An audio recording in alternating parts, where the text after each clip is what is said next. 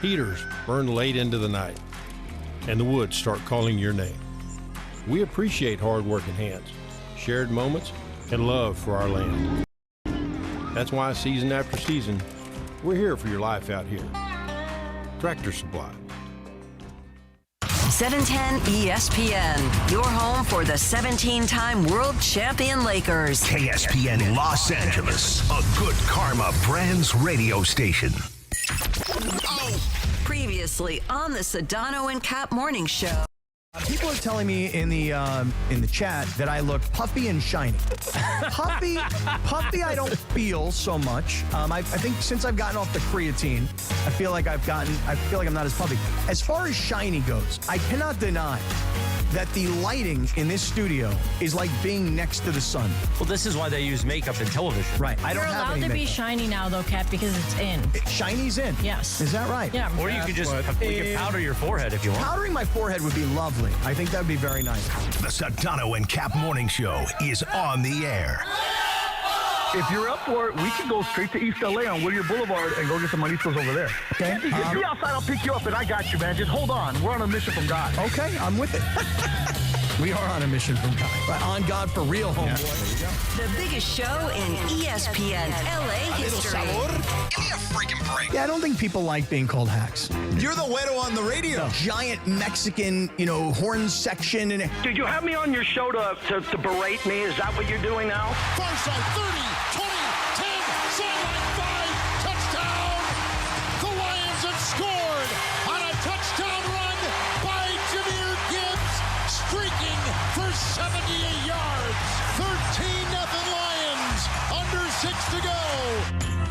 We're not doing the Bills-Falcons, huh? Scott Kaplan, eat a fat one, bro. The Sedano and Cap Morning Show on 710 ESPN. The all-new ESPN LA app and on YouTube at ESPN Los Angeles. We're bigger than U.S. Steel. Wow, that's crazy. Right now. Well, you want to woo-woo? Bit Boy. Corazon y alma.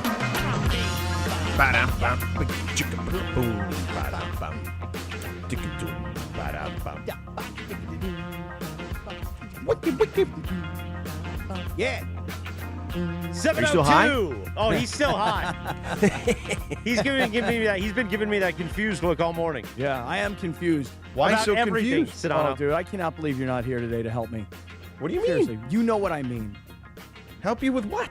With this freaking guy. Because I'm caffeinated again. Right. Yesterday he showed up. He hadn't had caffeine in 3 days. He was as calm and as peaceful as could be. People This morning really he shows enjoyed up. it. Yeah. Yeah. He I hope showed they up and enjoy started it. barking right away.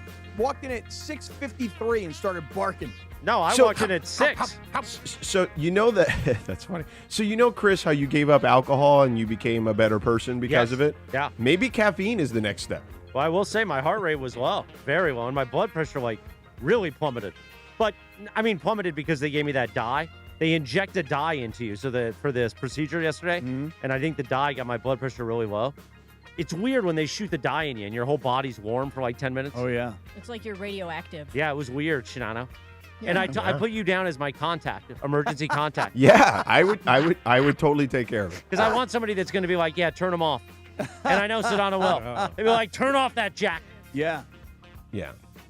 Be like, he doesn't want to be that. So you know that he would turn you off. I think Sedano so. would turn you off. And what, you think I would keep you alive? Oh, yeah. You think I just have you laying there like a vegetable? Yeah. Really? What a way to start off the morning. Good morning, everybody. Good morning, everybody. 7:03. Cappy would take any opportunity to be like, yeah, turn it off. Off. Now's the time. Yeah, I mean, now's just the time. like, hey, when was the last time he had caffeine? Oh, really? It's been like 4 days? You know what? I like him like this. Let him lay there. What a night tonight. Lakers opening night. Evan Cohen will join us. It's like Christmas Day for him. The great Noah Eagle with the amazing hair and television at 8 a.m. And Yaron Whitesman in the YouTube hour, which I'm really looking forward to today, Sedano. Yeah, his book is interesting for sure. It's causing ripples, that's for sure. Spent a lot of time reading that book last night. I bet JJ can't wait for people to ask him about it today in the post game and all the media availability. By the way, did you notice I'm wearing a Yachtly Crew shirt I today? did notice, and I was about to pull it say up. something about that. That is a good-looking Yachtly Crew shirt. I have one of those in my office, as a matter of fact. And I like that Yachtly Crew shirt. Looks very sharp. Thank you. Oh, God, I read this book last night. It took You forever. did? You read the whole thing? Not the whole thing, but I think it's like 380 pages. And I Yeah, got it's to a like, lot. Yeah, I got to like 200-plus pages. You know? It was just long. But a lot of it is also background. You know what I mean? Like, in other words, you moved to L.A. from Mars. You've never heard of the Lakers before. You've never heard of LeBron before. Right. And they start from the beginning. You know, here's who Jerry Buss was, and here's who his kids are, and here's how they don't get along anymore after his death, and here's then there's LeBron, and here's just this background. There's a lot of background to it all. So, it took me a long time to get to the point where I was really looking forward to it, which was the stuff that made news yesterday, where the author has an excerpt about Russell Westbrook. And your boy, Will Smith. Smith. Right. This is like all your worlds colliding. It's LeBron, Brody, and Will Smith. Yeah, it definitely paints a different picture than I perceived about Russell Westbrook. This book, or at least this particular excerpt from the book, makes it seem like Russell Westbrook was a real dude, and it made it seem like LeBron is the opposite of a real one. Like it's my world, which I don't think anybody's really surprised by. It's my world. I'll do whatever the hell I want to do. I mean, this whole notion that Rob Pelinka is going to bring Will Smith in to talk to the team, and LeBron gets up and goes, "You guys got this." And then AD's like, "Well, wait a second. If you don't have to be here, then I don't have to be here." And then the two of them leave, and Russell Westbrook goes, "What the hell?" And then Pat Bev is like, "Well, yeah, they can do whatever they want. They've won a championship. We haven't. So we have to sit here and listen to Will Smith, even though we don't want to." And then apparently your man, Coach Hamon, goes to convince get LeBron. them to come back. Yeah. Right. And then LeBron acts like he's all into it. And then Russell Westbrook's like, "Man, I hate that fake bleep." And so I definitely did not have that perception of Russell Westbrook, or at least of their relationship. I kind of put it more on Russ being selfish and a locker room cancer. And the way the author kind of framed it was different for me. I don't know. How'd you read it? Yeah, I mean, that particular instance or just the book in general? Well, I mean, did you read the whole book? Well, I didn't read the whole book, but I read, I kind of perused it is the way I would describe it. Yeah. You know? Yeah. I mean, did you start from the beginning? Because like when I started digging into it, I'm like, what am I reading all this for? I know all this stuff already.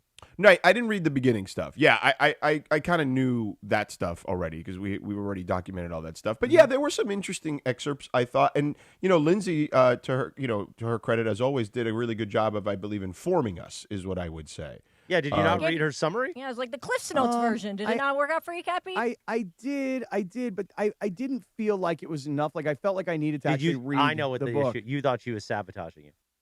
That she was like giving you notes with weird stuff in it, so you would say the wrong thing. Why would I do that? Let me go back to Lindsay's notes. Let me see if she did do that. Lindsay, did you sabotage me? No. I mean, why would you do such Why a terrible trying to start thing? A fight so early in the morning? Because I'm caffeinated. Because he's caffeinated. Yeah. I know. If we could keep. And the leftover squid dye is still in my system, I think, which is really pushing it out. Okay. All right. Let's see here, Lindsay. But like I specifically looked for what was deemed like WTF quotes or WTF moments from the book, Yeah, I actually really think that what you did for us was actually pretty cool.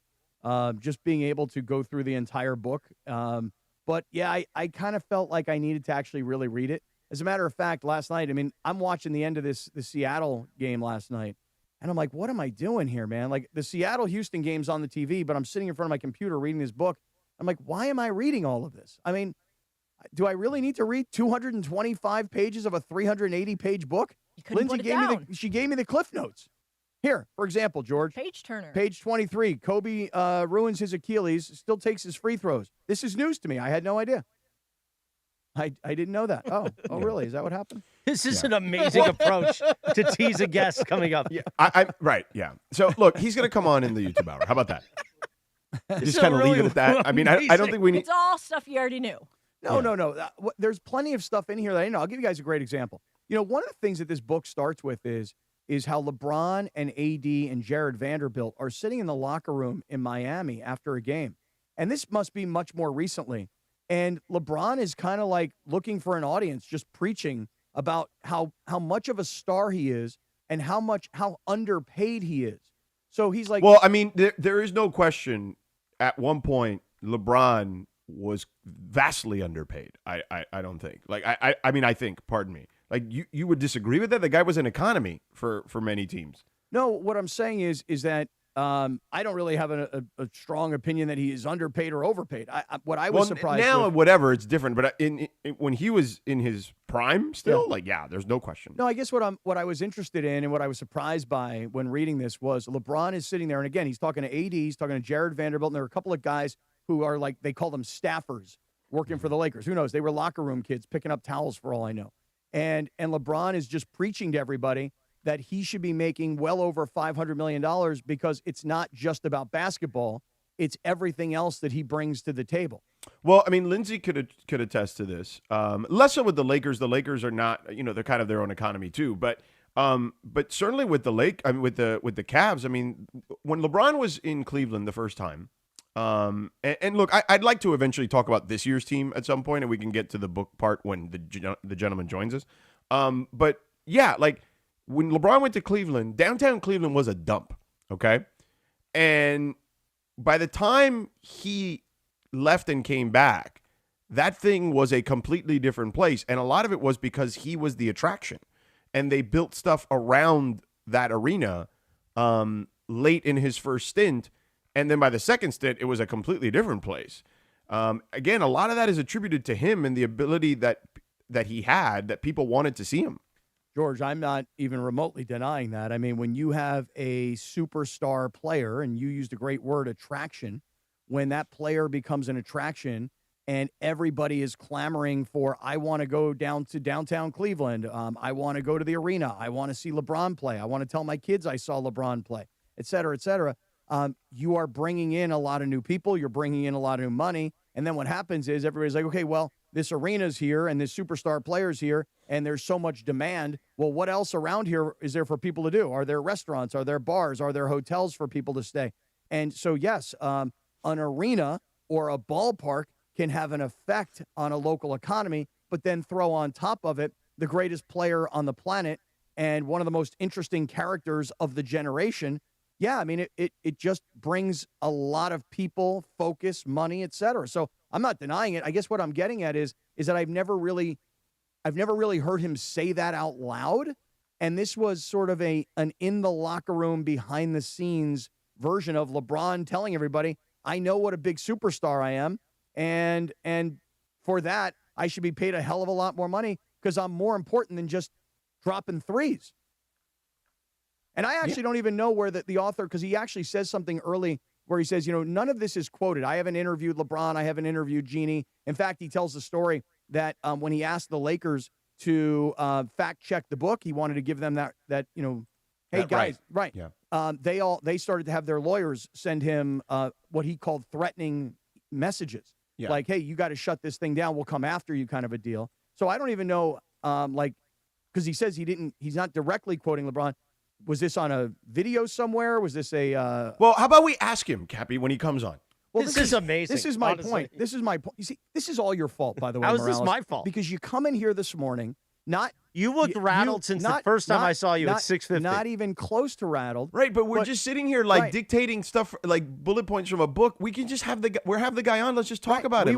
We will. But I mean, honestly, I spent so much freaking time yesterday reading this book rather than just reading the 2-sentence cliff notes of every chapter, and then I got over-caffeinated Morales in here. But why are you trying to do this proof that you read the book? No, I'm not doing any proof of reading the book. We started the conversation on reading the book. And you, what you did is you immediately thought that Lindsay was trying to sabotage me to make me look bad. No, I was just trying to do a bit so we could kind of shake things out and then move on to tonight's game. Coverage begins at 5:30 p.m. The Toyota Lakers countdown to tip-off with Beto Duran and Michael Thompson. Tip-off at 7 o'clock from Crypto.com Arena. Lakers Warriors. John Ireland. Hey, everybody. Johnny I and Michael Thompson on the play-by-play. And then Beto after the game with the Lakers postgame show, the first regular season edition. And Beto will be taking your phone calls on the YouTube and interacting with the nighttime mongrels, which I think they're the morning mongrels. They're nighttime mongrels? Yeah, I think they're the nighttime mongrels. Are they like Mogwais? You can't feed them after dark? I mean, how does that work? Oh, beautiful reference, Georgie. By the way, this Veterans Day, ESPN LA and National University want you to nominate a hero for the Stories of Service sweepstakes. Say that 3 times. Excuse me, the stories of what? The Stories of Service sweepstakes. Okay, not Swervis. No, or Schwanz. Share a photo of your veteran on Instagram and tell us how they make an impact in your community. Tag at ESPN Los Angeles and use the hashtag Stories of Service for your veterans' chance to win VIP Lakers tickets and share their story live with Mason in Ireland. Thanks to veteran-founded National University. Choose from 150-plus programs, earn credit for prior experience, and explore tuition discounts at nu.edu. Nice. I hear Lindsay efforting him now. Our morning man here at ESPN LA. Evan Cohen? Evan Cohen, but there's a lot of conversation behind me, so I'm vamping for just a moment, as they say. The vamp. You don't have to vamp, because here's another thing, George. When Chris says, what's with you today? Like, what's your problem? Like, he walks in, and the first thing he says to me is, he goes, is that what you're wearing to the Laker game tonight? Well, look at him. What is, first of all. Nobody makes a T-shirt look as impressive as Sedano. Somehow Sedano looks refreshed and that he's slept for 12 hours and he's been in makeup. 12. I got like 7. He looks like he's been in makeup all morning, even though he hasn't. Okay. And you look like you slept under a bridge reading that Lakers book all night. Cappy was hanging out in East LA yesterday. Yeah, man. that's what the East LA wore you out, huh? Why do I look like I slept under a bridge? I'm showered. You understand? I'm They shaved. shot like squid dye inside of me yesterday. Yeah, so that's the deal. Squid dye. That's what lights up your issue. chest for the radiation.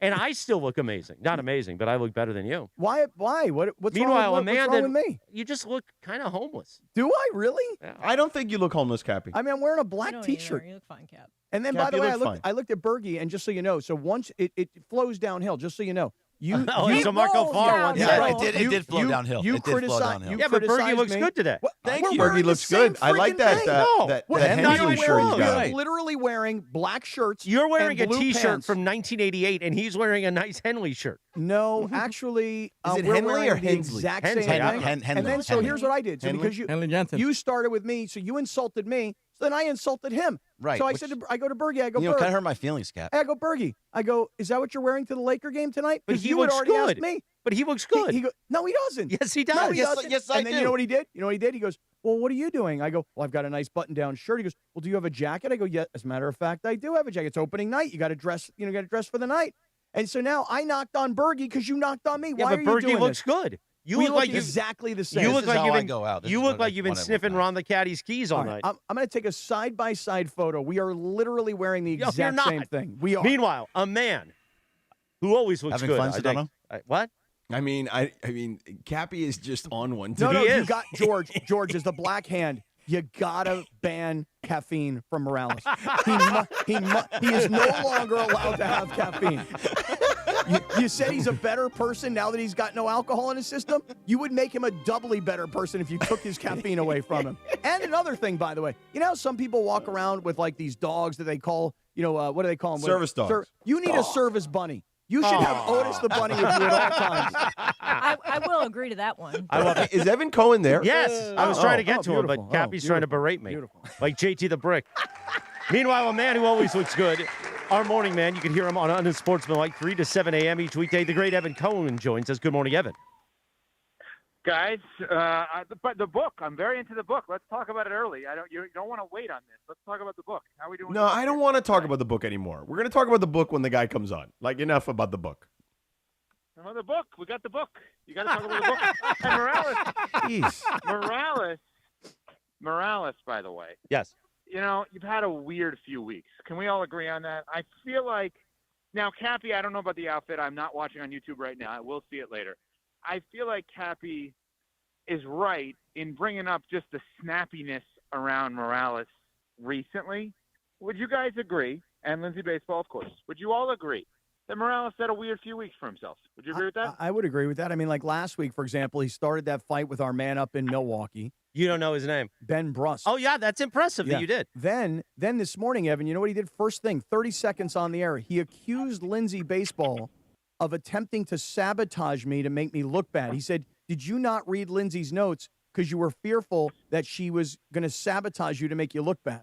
Well, the reason I said that is because you spun around for 5 minutes going, hey, did everybody hear I read the book? I read 280 pages last night of the book. Did you know I read the book? How'd you do? Did you read any of this book? No, it's not my job to do interview. You can't wait to hear this, can you? I had to read another book. You want to hear this book, don't you? You want to hear about it? I do want to hear We're about be it. doing like an audio version of this book today. Can we just promote that the interview's at 9:15? Wait. The guy is a great reporter and writer and really insightful. So I bet you that's going to be great. So Morales, You're anti-Ben Brust in Milwaukee. I'm pro-Ben Brust. You set up an entire, ambush of him on a pre-show with the Blue Review with Bergman, where Bergman's going to get his head ripped off for that. Yeah, that's not incorrect. It wasn't really an ambush, but I did set up a bit, yes. Yeah. Then, now you're going after Cappy's reading/outfit, and who knows what you've done to George? Oh, Maybe, no, nothing to George. Nothing to George. Nothing to George. No. He's actually complimented George like 5 times already this morning. And I've complimented Evan quite a bit, too. Yeah. You notice a pattern here, Evan? All right. You notice a pattern? That you're the target? Well, not just me, anybody other than you and George, really. Well, he knows where to spread his butter. Yeah, exactly. That's true. And I'll tell you what, there's a lot of bread to butter there. Is what I would say. Evan, so tonight we have opening night. You love basketball basically as much as I do. When you look at the Western Conference, I mean, it's going to be a bloodbath. Yeah. We've talked about that. Everybody knows. Last year, I believe 2 through 10 was separated by less than a handful of games. So it is very possible that a good team could altogether miss the playoffs if they have some injury issues or just a rash of bad play.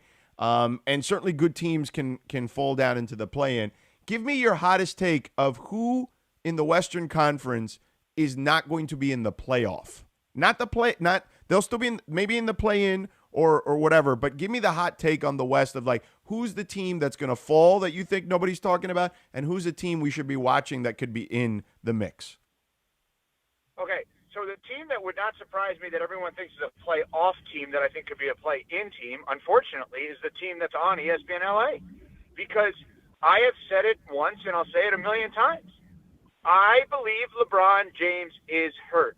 I also believe there could hypothetically be a little Hogan scenario going on right now with LeBron.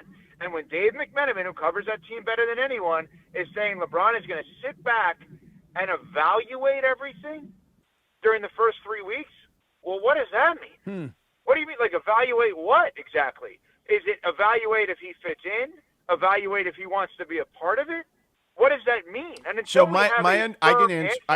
I don't want to answer for Dave specifically, but my understanding is you are right about the injury, and it's evaluate just his body and where it is, and not rush himself back to be able to play at an optimal level that they expect him to. Now, I will tell you this: when I had them in Vegas against the Mavs in the preseason, JJ told me on the record that they are optimistic about his recovery, that they feel like he's trending in a great direction, and that the workouts have been impressive, that he is on his ramp up.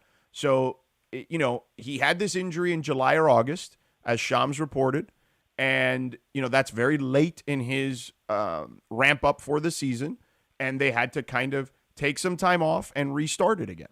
So the injury is real. Okay. I, on the other hand, feel like you feel like, Evan, which is, maybe he's going to take his time, sit back, relax, watch, decide if he wants to play or how he fits in, or, hey, am I getting my team back, or is it officially become Luka's team? Like, I feel like there is a little more to the story than just sciatica, because when you have sciatica, playing golf's not a good idea, but he seems to be doing that just fine.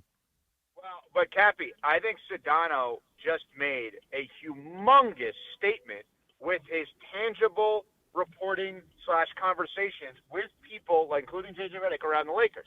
George, correct me if I'm restating this incorrectly.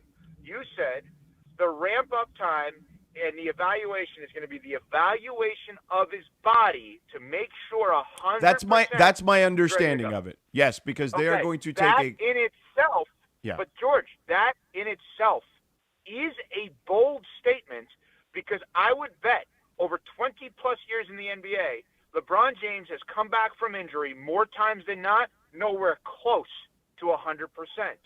And in this specific case, because there's not a year after this contractually, what LeBron is not going to be motivated to do if he wants to play past this year is risk not getting as close to a max deal, regardless of years, from a team, Lakers or someone else, by getting re-injured for a team that in his mind probably does not want him past this season. Ooh. So your factual reporting is a bold statement, I believe. Hear that, George? Bold. In bold. Bold statement is what But that you don't is. think so? Sedano, you don't think so? And what you just said, conveying logical, sensical information, I think that goes against the previous 20 years of his career. Well, I think he also understands he's going to be 41 years old on December 30th. And I think that if he's going to have one last impact here, if it is indeed the last impact that he has here, he wants to make sure it counts. Although, Evan, I kind of subscribe to where you're headed, which is, hey, you know what? I'll play when I'm physically feeling really good to play because this is probably not going to be my last year. And you know what? If I play another 5 years and I average 41 games a year, that's fine by me. I don't care. I just want to keep on playing. And Cappy, right. And Cappy, you know what my thought process is here? Let me hear it. So I believe LeBron James, amongst many other reasons, left the Miami Heat to go to the Cleveland Cavaliers because of the maybe that unfortunately the great Dwayne Wade became relative to he may be playing, he may not be playing because of knee injuries. And Sam Pines, a member of the ESPN LA family, taught me a long time ago. This was a great lesson. In life, you would rather a yes or a no and not a maybe because it's a definitive answer. A maybe can waste time. I feel like we are headed towards a lot of LeBron James maybes this season. He may play, he may not be able to play, and I think that may drive the Lakers crazy. Well, it's certainly going to make for a very interesting season. Yeah, and I'm not saying he's doing anything wrong because, you know, it's his body, and if he wants to play fast this year. But to answer the original part, I mean, George, I gave you the real answer. The real answer is I would take the Lakers on an under for that reason. I think the Clippers are going to be really good. I want to see what the Mavs are. It wouldn't surprise me if the Mavs were not as good as everyone thinks they are this year because I think we're just eliminating that their point guard and Kyrie Irving is hurt and relying on an 18-year-old. Oh, well, and D'Angelo Russell. And D'Angelo Russell. Like, it's not like he's he's a serviceable point guard for now. But I also think there's a little bit of rubber meets the road with a couple of things. Like, I'm not sold that Klay finishes the season there. And if I'm a contender and I can get Klay Thompson, I want Klay Thompson, right? So that's something because if they're going to go young, they have one or two extra guys relative to the starting role versus backup role. That's something to keep an eye on. The other thing is I think Golden State is going to make a big trade at some point, and it may be this offseason. And I think everyone assumes that Golden State's big trade is going to be by way of Kuminga. Golden State's a really smart organization. Selling high on Butler is not the worst idea in the world. I'm just saying that if they could use, like, you know, they extended him.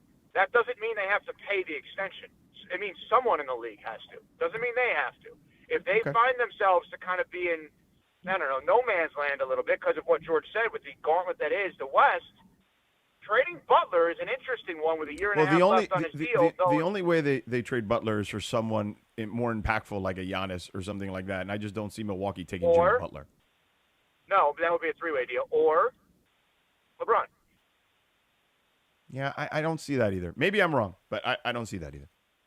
But anyway. I'm just saying, that those are some of the teams that I'm questioning. No, I got you. No, it makes sense. But can I just throw one other By the way, thing you're not the only Sedano? person. I've talked to a lot of people that feel exactly the way you feel around the league. So, but I also think you can't rule out the Luka revenge tour kind of thing this year. So, yeah. And Cappy will wear a T-shirt to all of those games. No doubt. And one that says Skinny Luka on the front. There you Believe go. me when I tell you. Cappy, have you read Tim McMahon's book about Luka? That's a good book. Here's the problem with Tim McMahon's book. When Tim McMahon gave me his book, which I was very flattered to receive a copy, he had to go out and he had to revise it all. So he had to add to it. Because of the Luka trade. Right. So now I haven't read the new version. Are we on to a bit? The Cappy NBA Book Club. Yeah, there we go. Well, hey, Evan, to join my fraternity, Phi Beta Cappy, you got to read all these books. Okay, it's part of the education of being NBA Book Club. Right, Phi Beta Cappy, and you got to read these books or you can't get in. The great Evan Cohen here on weekdays, 3 a.m. to 7 a.m. Unsportsmanlike comes on before the morning mongrels, the Sedano and Cap Morty Show. We love you, Evan. We'll see you next week. Sedano.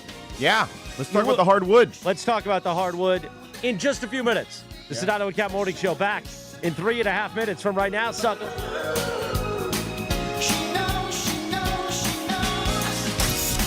The Lake Show lives here. Tonight, it's the season opener at Crypto.com Arena, and the stage is set. I'm very excited, and I think we can do some big things. Luka and the Lake Show tip off a brand new season against Steph Curry and the Golden State Warriors. Coverage begins tonight at 5:30 p.m. I thought I told you time and time again that we won't stop. Your Lakers, your season, your home. 710 ESPN and the ESPN LA app. John Ireland here for Blue Ice Huckleberry Vodka, crafted with real mountain huckleberries, Idaho State fruit. Think blueberries, but richer. Try pairing it with lemonade. So refreshing. Blue Ice Vodka, because taste matters. In a world where drivers pay too much and finding a new vehicle can feel like a struggle, it's Ocean Subaru of Fullerton. Take advantage of 1.9% financing for 63 months on a brand new 2025 Subaru Crosstrek Sport all-wheel drive, or 1.9% financing for 72 months on a brand new 2025 Subaru Outback Premium all-wheel drive. Approved credit through Subaru Motors Finance. Not all buyers or vehicles will qualify. Plus tax, tag, title, and doc fee. Zero security deposit. Offers do not combine and are not available on previous purchases. See dealer for complete details. Expires 10/31/2025. Hey, it's Chris Morales. You know, we joke around a lot that I almost died, which I almost did. I had severe heart failure. That's when I went to a Providence hospital in the emergency room. And here's the thing about heart care. It begins with trust. That's why Providence takes the time to listen, understand, and earn yours before making any decision about your care. For me, if it wasn't for Dr. Cobb and Katie Cornella at St. Joe's in Orange, they made me trust them and they made me know. And my health and my life were going to be even better once I got out of the hospital. Providence, caring with compassion in Southern California. Buenos dias. Did you know that 50% of foster youth leaving the system will become homeless right away? Did you know that 9 out of 10 girls selling their bodies on the streets or run away from the foster care system? It's time for us to stand up in LA County. Just $10 a month can help us reduce those numbers. Donate today at therightwayfoundation.org. What's the best thing about Halloween parties? Gotta be the booze! Now your top reasons to visit Morongo. Oktoberfest is the best at Mosen Happy Hour.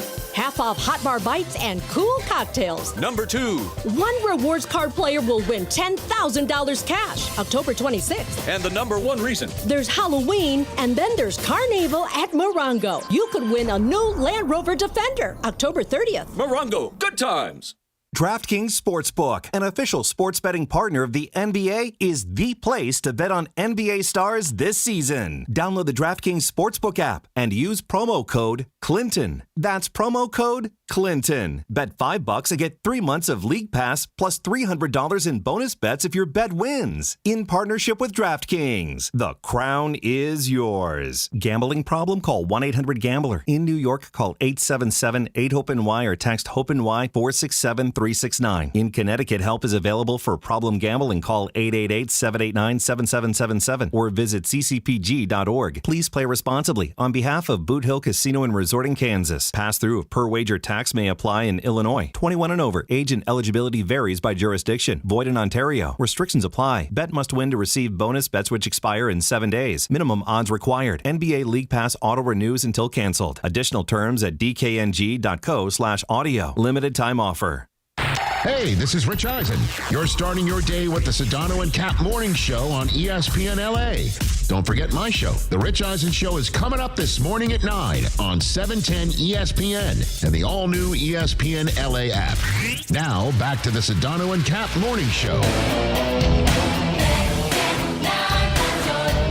Black Cat.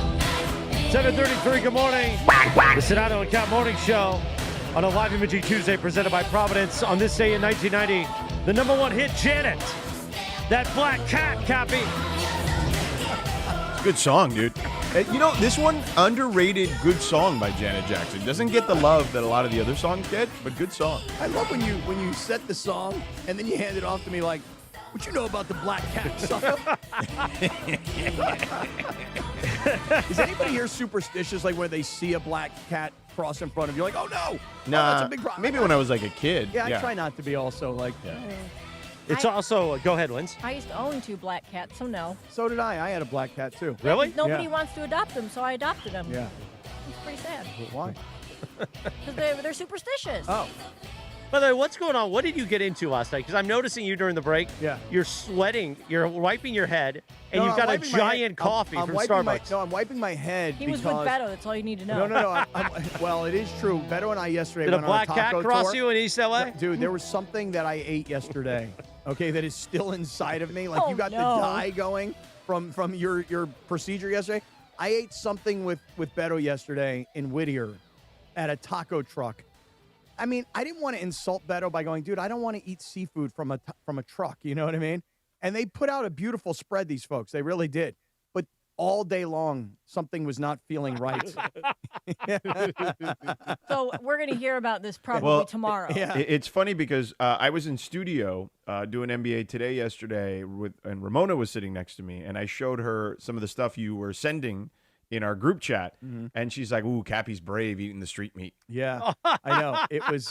It did take a little bit of guts. And again, I didn't have the courage to say to Beto, I don't want to eat that, you know? Well, usually when you eat stuff like that, you're supposed to wash it down with, some alcohol. Oh, really? So you can kill the bacteria, no? No, I didn't do that. Isn't that a thing? I didn't do that. No, it's not. I never wash it down with anything. I'm just used to it, I guess. Yeah, I don't know, man. Yeah, there were some. you have like an immunity for everything. Some mariscos that I ate yesterday somewhere, man, on the streets of Whittier, dude.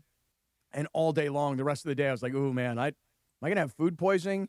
Am I going to be calling in the next morning going, I'm on the toilet, and it's coming out of both sides? I didn't want to do that. Well, just to all of our friends on Whittier Boulevard, you obviously didn't get sick. I did not get sick. No. You just are maybe a lightweight. Well, that, and, I don't know, there was something in, like, some spice got me. I was sweating the rest of the day. You definitely, I mean, anyone who listens to the show understands how weak your stomach is at times. Right. Yeah, so let's not insult our friends in Whittier Boulevard. No insult at all. I don't know You why. kind of were with talking about food poisoning.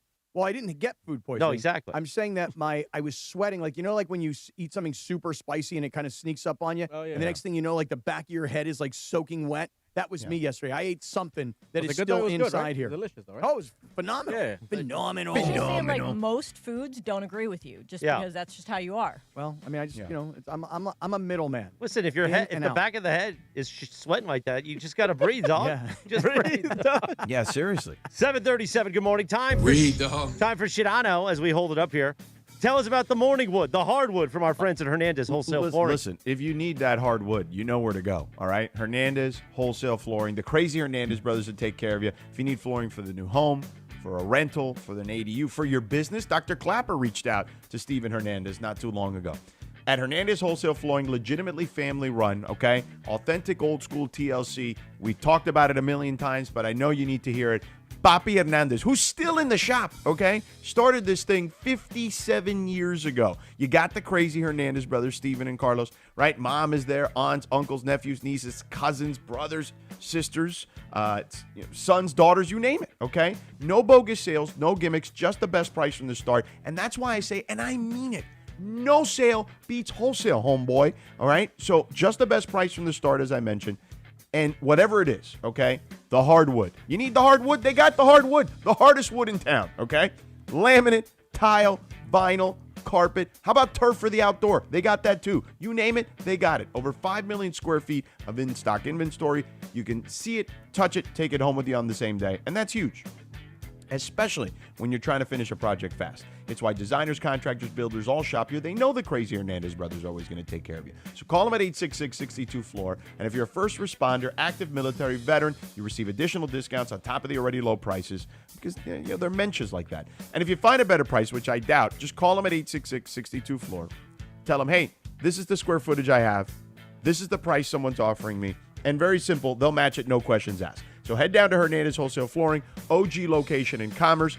Orange County, they got you covered in Santa Ana. Call them at 866-62-FLOOR. That's 866-62-FLOOR. No games, no gimmicks, just the best price in town year-round because no sale beats wholesale. Check them out on the web, HernandezWholesaleFlooring.net. That's HernandezWholesaleFlooring.net. Or call them at 866-62-FLOOR. Thank you, Sedano. 7:39. The great Noah Eagle will join us at 8 o'clock this morning. He is calling. Oh, thank God Warriors. we're replacing that failed segment with Noah Eagle. No, we might. We're going to probably do the failed segment after, but that's okay. So we do the failed segment after the successful segment. Yes. A lot of people think the segment is successful now that Sedano is engaging directly with the mongrels. Yeah.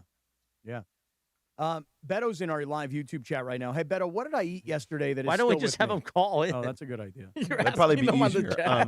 Yeah, I mean, you just have him call. Beto's sitting there typing, and we're just regurgitating what he's typing. Yeah, forgot about the 20-second delay over there on YouTube. I just marked down. I just marked down that these are definitely Saturday So- special segments because you talk about you back of the head sweating all night is amazing. Yeah. Hey, so real quick, let's talk about the Dodgers, who will start their series later this week. But Bergie, the Blue Review, did you guys go over what was an excellent Game 7 last night? So we didn't really go over the game last night. We were trying to just broke down a little bit what's going on with the Blue Jays and what they're going to bring. They're going to be very different from the Brewers were, and very close, much closer to what the Phillies were. Yes. So they, the Brewers were a team that just walk, try to just get on base, move guys around, and score runs as much as they can. The Blue Jays are a much more powerful team. Vladimir Guerrero is one of the best players in the playoffs right now. He's hitting like 440. George Springer obviously had a big monster moment last night. Alejandro Kirk is a really good catcher that had over 20 home runs. Bo Bichette is supposed to Will he be back? Is he supposed to be back? That's So a big deal, by the way. that is a very to big not deal. have a player of his magnitude not play in the series, essentially, right? Do you And remember then his come pops, back. Cappy? Yeah, of course. I mean, Dante. Pops was a Bichette. big Yeah. dude. He could hit. Yeah. He could mash back in the day. So, to have a player like that come back, assuming, by the way, that he comes back and he's healthy and he can contribute and so on, it's kind of like when the Dodgers got Will Smith back. You know what I mean? Like, he was gone, but then he just played a couple of innings, came into a game late. And then before you knew it, Will Smith was actually back. He was starting. He was in the lineup, et cetera. So that's a big addition to get back. Yeah, no, it really is. But it's about their pitching staff, though. The pitching staff is not great. I mean, Max Scherzer's good. Yeah. Yesevich that we saw last I night. mean, Shane Bieber is still. I mean, he can still be Shane Bieber. They're good enough, but they also Their bullpen is better than the Dodgers, though, for sure. Well, it depends on how you look at it. It depends on if we actually get to the Dodgers bullpen. Yeah, right. Depending on how you look at it. Like, here's how I look at it. Like, you don't let's actually not have a see bullpen. the Dodgers bullpen, right? Exactly. Where their bullpen gives the ball. Also, the Blue Jays have 3 total left-handers. So, and they're all relievers, and they all give up home runs. They gave up 18 home runs already just in the postseason alone. So that bodes well for the Dodgers. And the fact that every single starter is a righty helps guys like Shohei, Freddie. What are you smiling at? Shohei Ohtani. Shohei, Freddie, and Muncy. So that means that Muncy goes up in the lineup and Teo goes down, which is better for Teo, where he's like the 5th or 6th batter instead of the 4th or 5th. You asked the me what funky I'm Muncy. smiling at. Yeah. Yes, you're asking me what I'm smiling Yeah. at? So you see the back of Morales' head. I do. see Morales' face. You and Sedano are talking about the Blue Jays, right? And me and Morales are like 2 kids in class that are like looking at each other while the teacher's talking, and we're like trying not to laugh out loud. Well, Not for any reason. Yeah, I don't even know what There's we're no laughing reason. at. We're just smiling at each other. We're just looking at each other like smiling, like who's going to say something, This is what you feel like, Sedano, when you're talking basketball, huh? Yeah, no, I know. But I don't see. Unlike, I just don't pay attention to them. I just, I just do keep our trying own to thing. inform the audience. You're doing a great job Hell because of a I'm job. sure most people have not watched the Toronto Blue Jays. Including You have myself. a much better grasp on them. Right. I honestly did not watch very much of them until the postseason, which has been really fun to watch them. So they are cool. They are fun to watch. They are interesting. And I do think they present a more formidable challenge, to your point. Yeah. So Well, it'll be interesting to see how exactly it to your pans point out. though is the power game. When you looked at Milwaukee, they were a small payroll team that made their living, and not just this year, but over the course of the last 6 or 7 years, they made their whole playoff appearance based on small ball. We don't have guys who hit 30 home runs. We don't have a lot of mashers in the lineup. We got to play fundamentally sound. We got to get guys on base. We got to move guys around base. We got to manufacture runs. We got to put up a crooked number. Okay. So as for Toronto, and to George, to your point, I'm not sitting around watching a lot of Blue Jays baseball during the season, but when you look at their roster and you see what happened last night and you see a guy like Springer come in a clutch situation where you're down 2-1 and this guy hits his bomb home run and the place just explodes, you realize the power that they have on their team is much more stylistically like the Dodgers play. Yeah, and Vladimir Guerrero is closer to like a Schwarber in terrifiedness. Like when Schwarber came up, you were terrified he was going to hit this massive home run. Vladimir Guerrero's the same, but it's different. because not only does he hit those massive home runs, he also gets on base a ton. Where he hits singles, doubles, he'll walk. Schwarber just hit home runs, and that was it. So being able to get through Vladdy is going to be very, very tough. Do you remember there was a time where we thought, 6-7 months ago that maybe a little longer than that Vladdy would get traded, or because there was a lot of talk about him not being signed there because they couldn't afford it, and now they sign him to this big deal.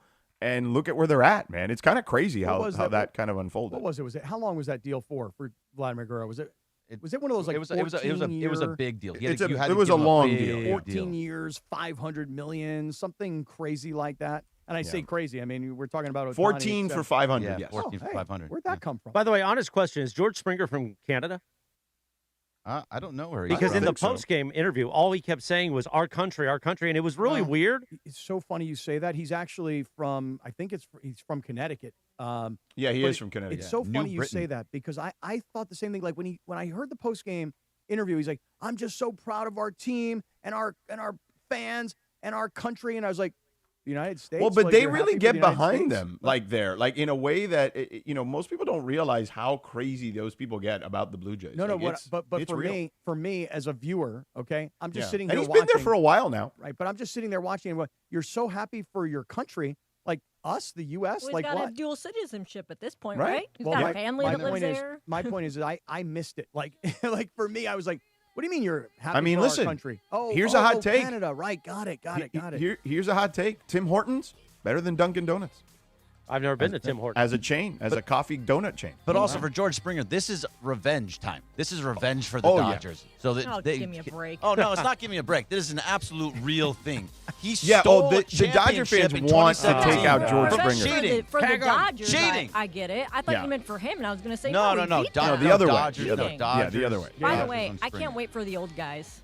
Yeah. We get like a Scherzer versus Kershaw game. Well, Kershaw's not touching the mound. You'll see Scherzer. You won't see. You might see them shake hands before a game.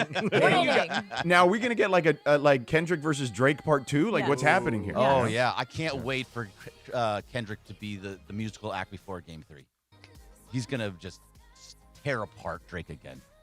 Oh, really? Is that happening? Yeah. Well, he does every time. No, but is he really performing? No, I'm hoping. We don't know. I'm sure. He I would should not be surprised. I would not be surprised. No more Ice Cube? This year's Ice Cube? Well, no, Ice Cube can still Ice be Cube there. already did it. I know. You So got to go it somebody worked out. different. It was good. Yeah. All right, coming up next, Cappy, Lindsay put on our rundown the NBA experts picks. Mm-hmm. And you're going to be, if you're a Laker fan, you're not going to be thrilled, is what I'm going to say. All right. So, again, this is just preseason predictions. It doesn't matter. But at least early on, the projections aren't great. We'll talk about that on the other side. What's on tap today on ESPN LA? It's NBA opening night. Lakers start their season tonight at home against the Warriors. The Toyota Lakers countdown with Beto Duran begins at 5:30 p.m. with tip-off at 7. Hear it for your afternoon drive on 7:10 a.m. or in crystal clear digital audio on the ESPN LA app. Thanks to Michelob Ultra, a superior taste worth playing for. Official beer sponsor of the Los Angeles Lakers. Please enjoy responsibly. The Sedano and Cat Morning Show. Back in 3 minutes from right now, sucker. Smile. It's Tuesday. We dog. The Sedano and Cap Morning Show. We'd like to thank our founding partner, LAX, Los Angeles International Airport, where change is in the air. Learn more at lawa.org/ESPN. This is the Sedano and Cap Morning Show.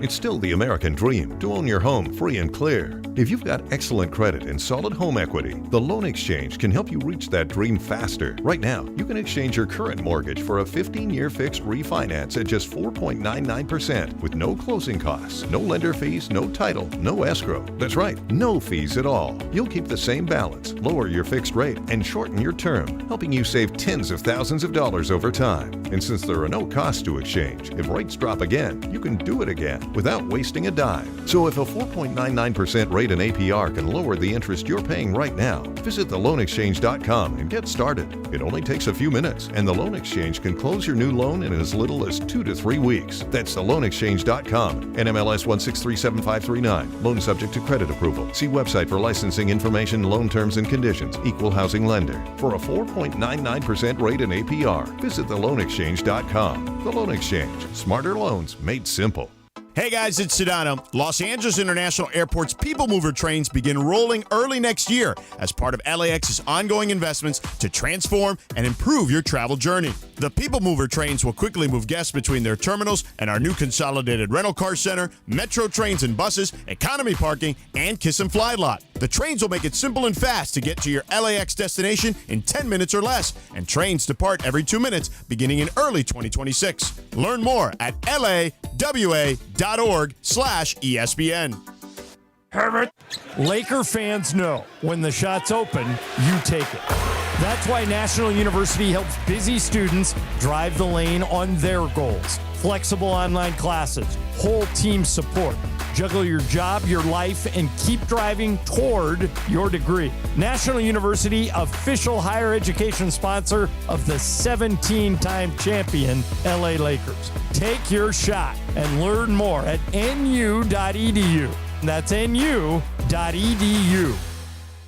Progressive knows not all rides are smooth.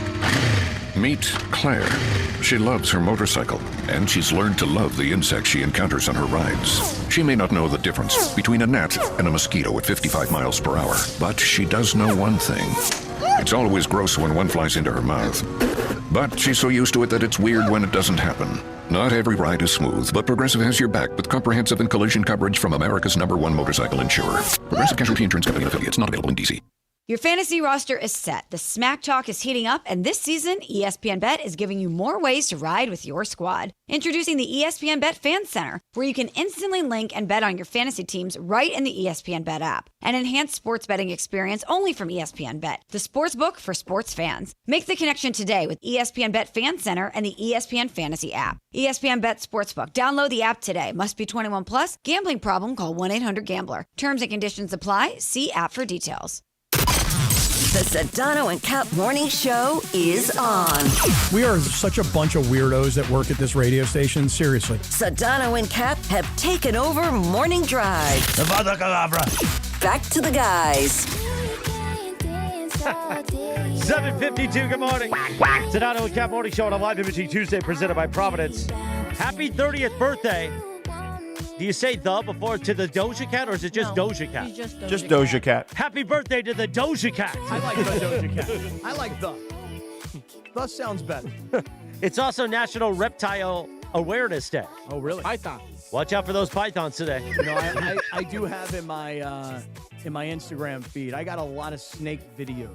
You know, I had some guy last night. This guy was carrying like a 14, 15-foot python, and he's dragging this thing, and he gets into this room, and there's like 10 other 15-foot pythons.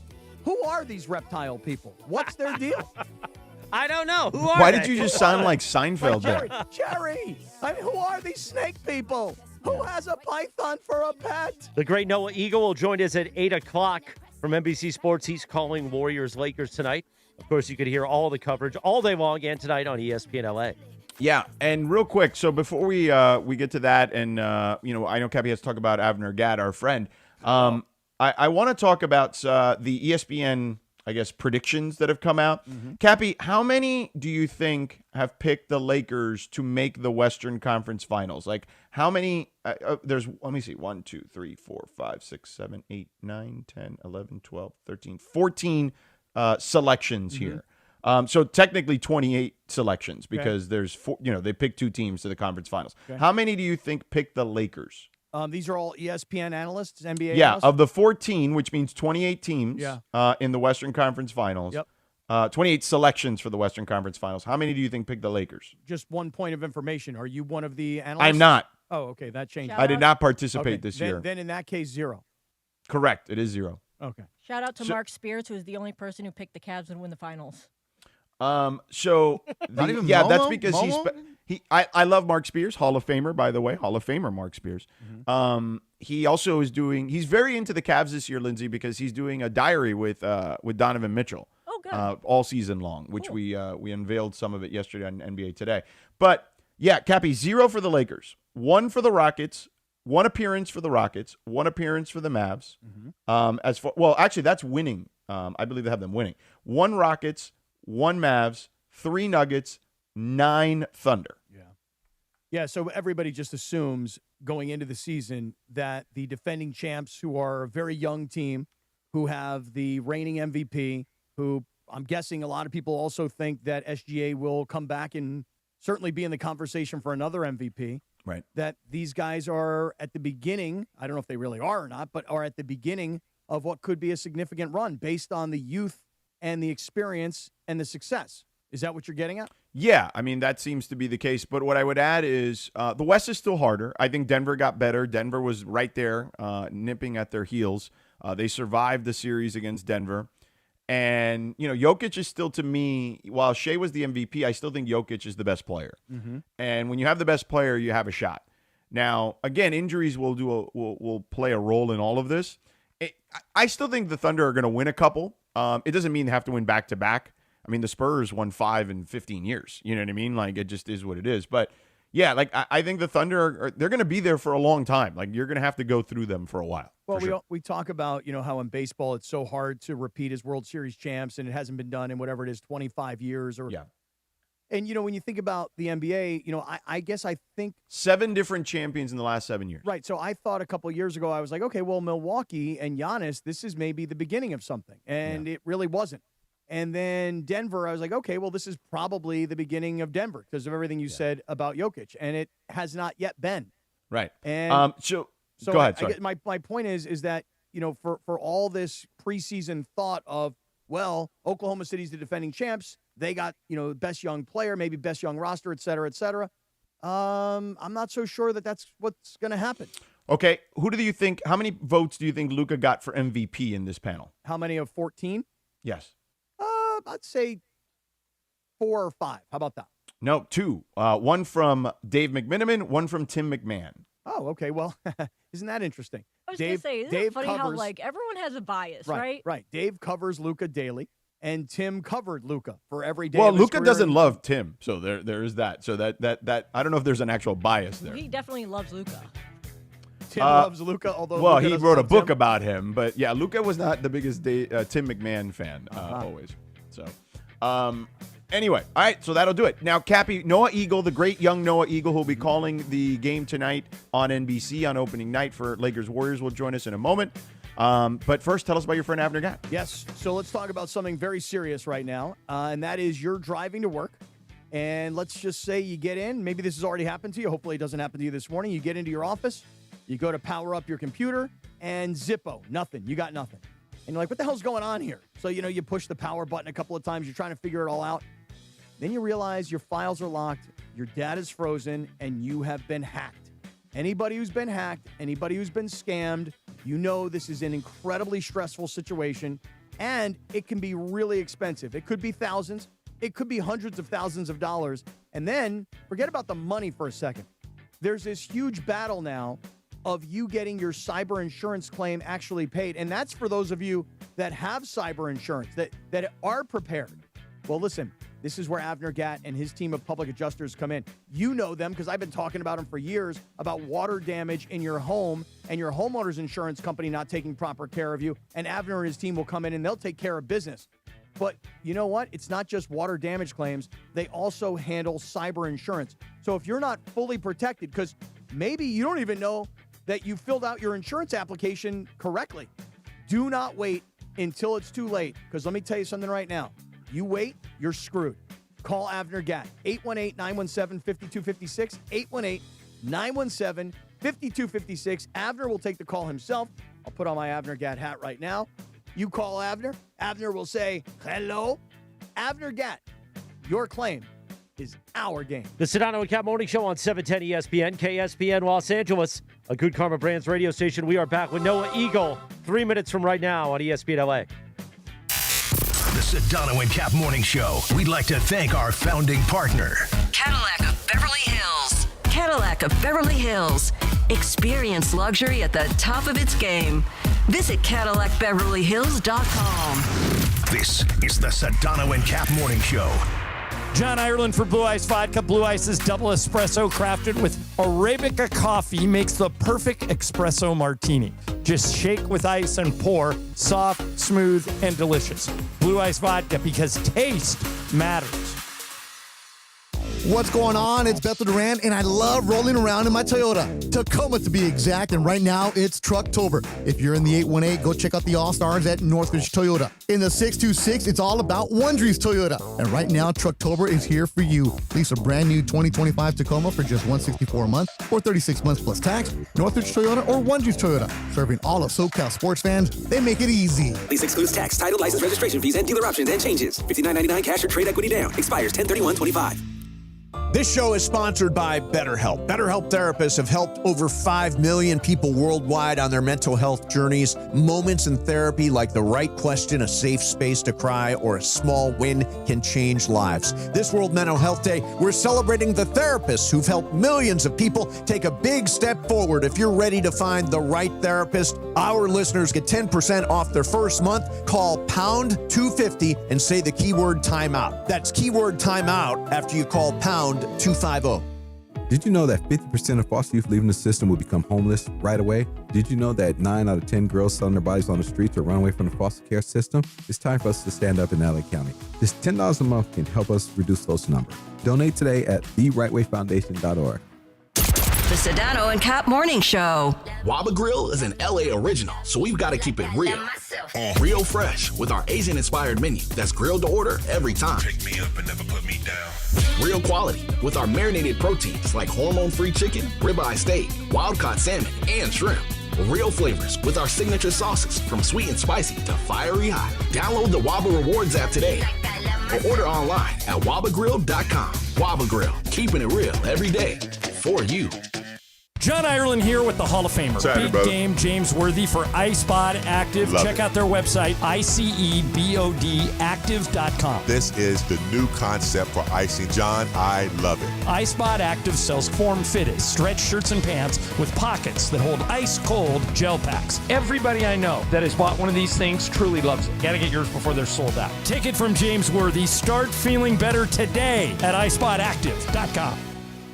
Hey, it's Travis. Join us as we broadcast live on Wednesday, October 22nd from 3 to 6 p.m. at Legends Attic in Claremont for the ultimate autograph event for Dodger fans. Superstar and fan favorite Yasiel Puig will be there, along with World Series champion Mickey Hatcher. Plus, Oral Hershiser will be hosting special guests, giveaways, and showcasing the amazing sports art of Dave Hobrecht. Meet Yasiel Puig and Mickey Hatcher. Get your tickets now at legendsattic.com. See you Wednesday, October 22nd at Legends Attic in Claremont. Actual price will depend on product and subscription plan. Featured products are compounded drug products, which the FDA does not approve or verify for safety, effectiveness, or quality. Prescription products require an online consultation with a healthcare provider who will determine if appropriate. See website for details, restrictions, and important safety information. Want a boost in and out of the bedroom? Hims has you covered. Introducing a new 2-in-1 approach to level up your game. Tadalafil for better bedroom performance and zinc for testosterone support. Put it all together and you've got what you need to turn things all the way up. Getting started is simple. Just go to hims.com/joy to start your free online visit. Through Hims, you can access ED treatments including pills, chews, and more. 100% online. No office visits, no pharmacy lines. Just fill out a simple intake form and a licensed medical provider will determine if treatment's right for you. If prescribed, it ships free and discreetly to your door. Find affordable treatment options at up to 95% less than brand names at hims.com/joy. That's hims.com/joy, hims.com/joy. George Sedano. All right, cool, Cappy. Scott Kaplan. All right, cool to you. You're cool. I'm just saying. More Sedano and Cap. I got nothing else for you. Right now. 8:03, good morning. The Sedano and Cap Morning Show on this day in 1996, the number one song in the UK, Cappy, the Spice Girls. Say you'll be there, Jack. Oh, I will be. I will be there tonight for Lakers opening night, and people are already putting in requests. Will there be an opening night Cappy Lappy? We know there has will be. to be an opening night Cappy Lappy where you walk around Is the social team following you, or is this like a handheld you doing this on your own? What do you prefer? Do you prefer the more organic me selfie videoing? Oh, no, myself? I think the social team, you're too big time to just do it by yourself now. Like, I think you need a whole production. I actually think there should having be the entourage. I feel like it's important. And I think there should be like lighting, special lighting working with me. Well, And I don't know. I mean, no lighting can help you. What about makeup? You Can got to somebody try to. please put Here's the some thing. powder on? Much like you always walk up to Kevin Harlan, tonight you got to walk up to the great Noah Eagle, who's Yeah. on the line with us. The great Noah Eagle from NBC Sports, Sedano. I mean, we've got our own Don Pardo here, Noah. I mean, that's what Chris Morales hears. He introduces us and introduces the guests every segment. It's great. Well, yeah, I was always under the impression, first of all, that Cap wore makeup to do this show. So that's the first place. I will be struggling to get the term Cappy Lappy now out of my head until game time. So looking forward to all that comes with it, but happy opening night to both of you. Yes, sir. Right Yeah. back to you. And Noah, yes, today, as I walk around the court and I give the fans sort of that insight as to what's going on before the game, who are the big stars that are here, I stop by and I say hello. Be prepared. You will be getting a tap on the shoulder, and we will be sharing some love tonight at your booth, and you will make an appearance Big. on the Cappy Lappy. That is what is called big for the brand right there. Absolutely massive. Love to hear it. Yeah. Listen, I mean, people need to see that hair. You've got the greatest hair in the game right now, Eagle. I am so jealous of you. I watched this. We were watching this behind-the-scenes video you posted on Instagram the other day, and I'm like, look at this kid's hair. It's unbelievable how good his hair is right now. Is your dad just incredibly jealous of your hair? Well, the problem is every time I use a different product in the hair, he will shoot me a message and say, "So what you going with now?" Just out of curiosity.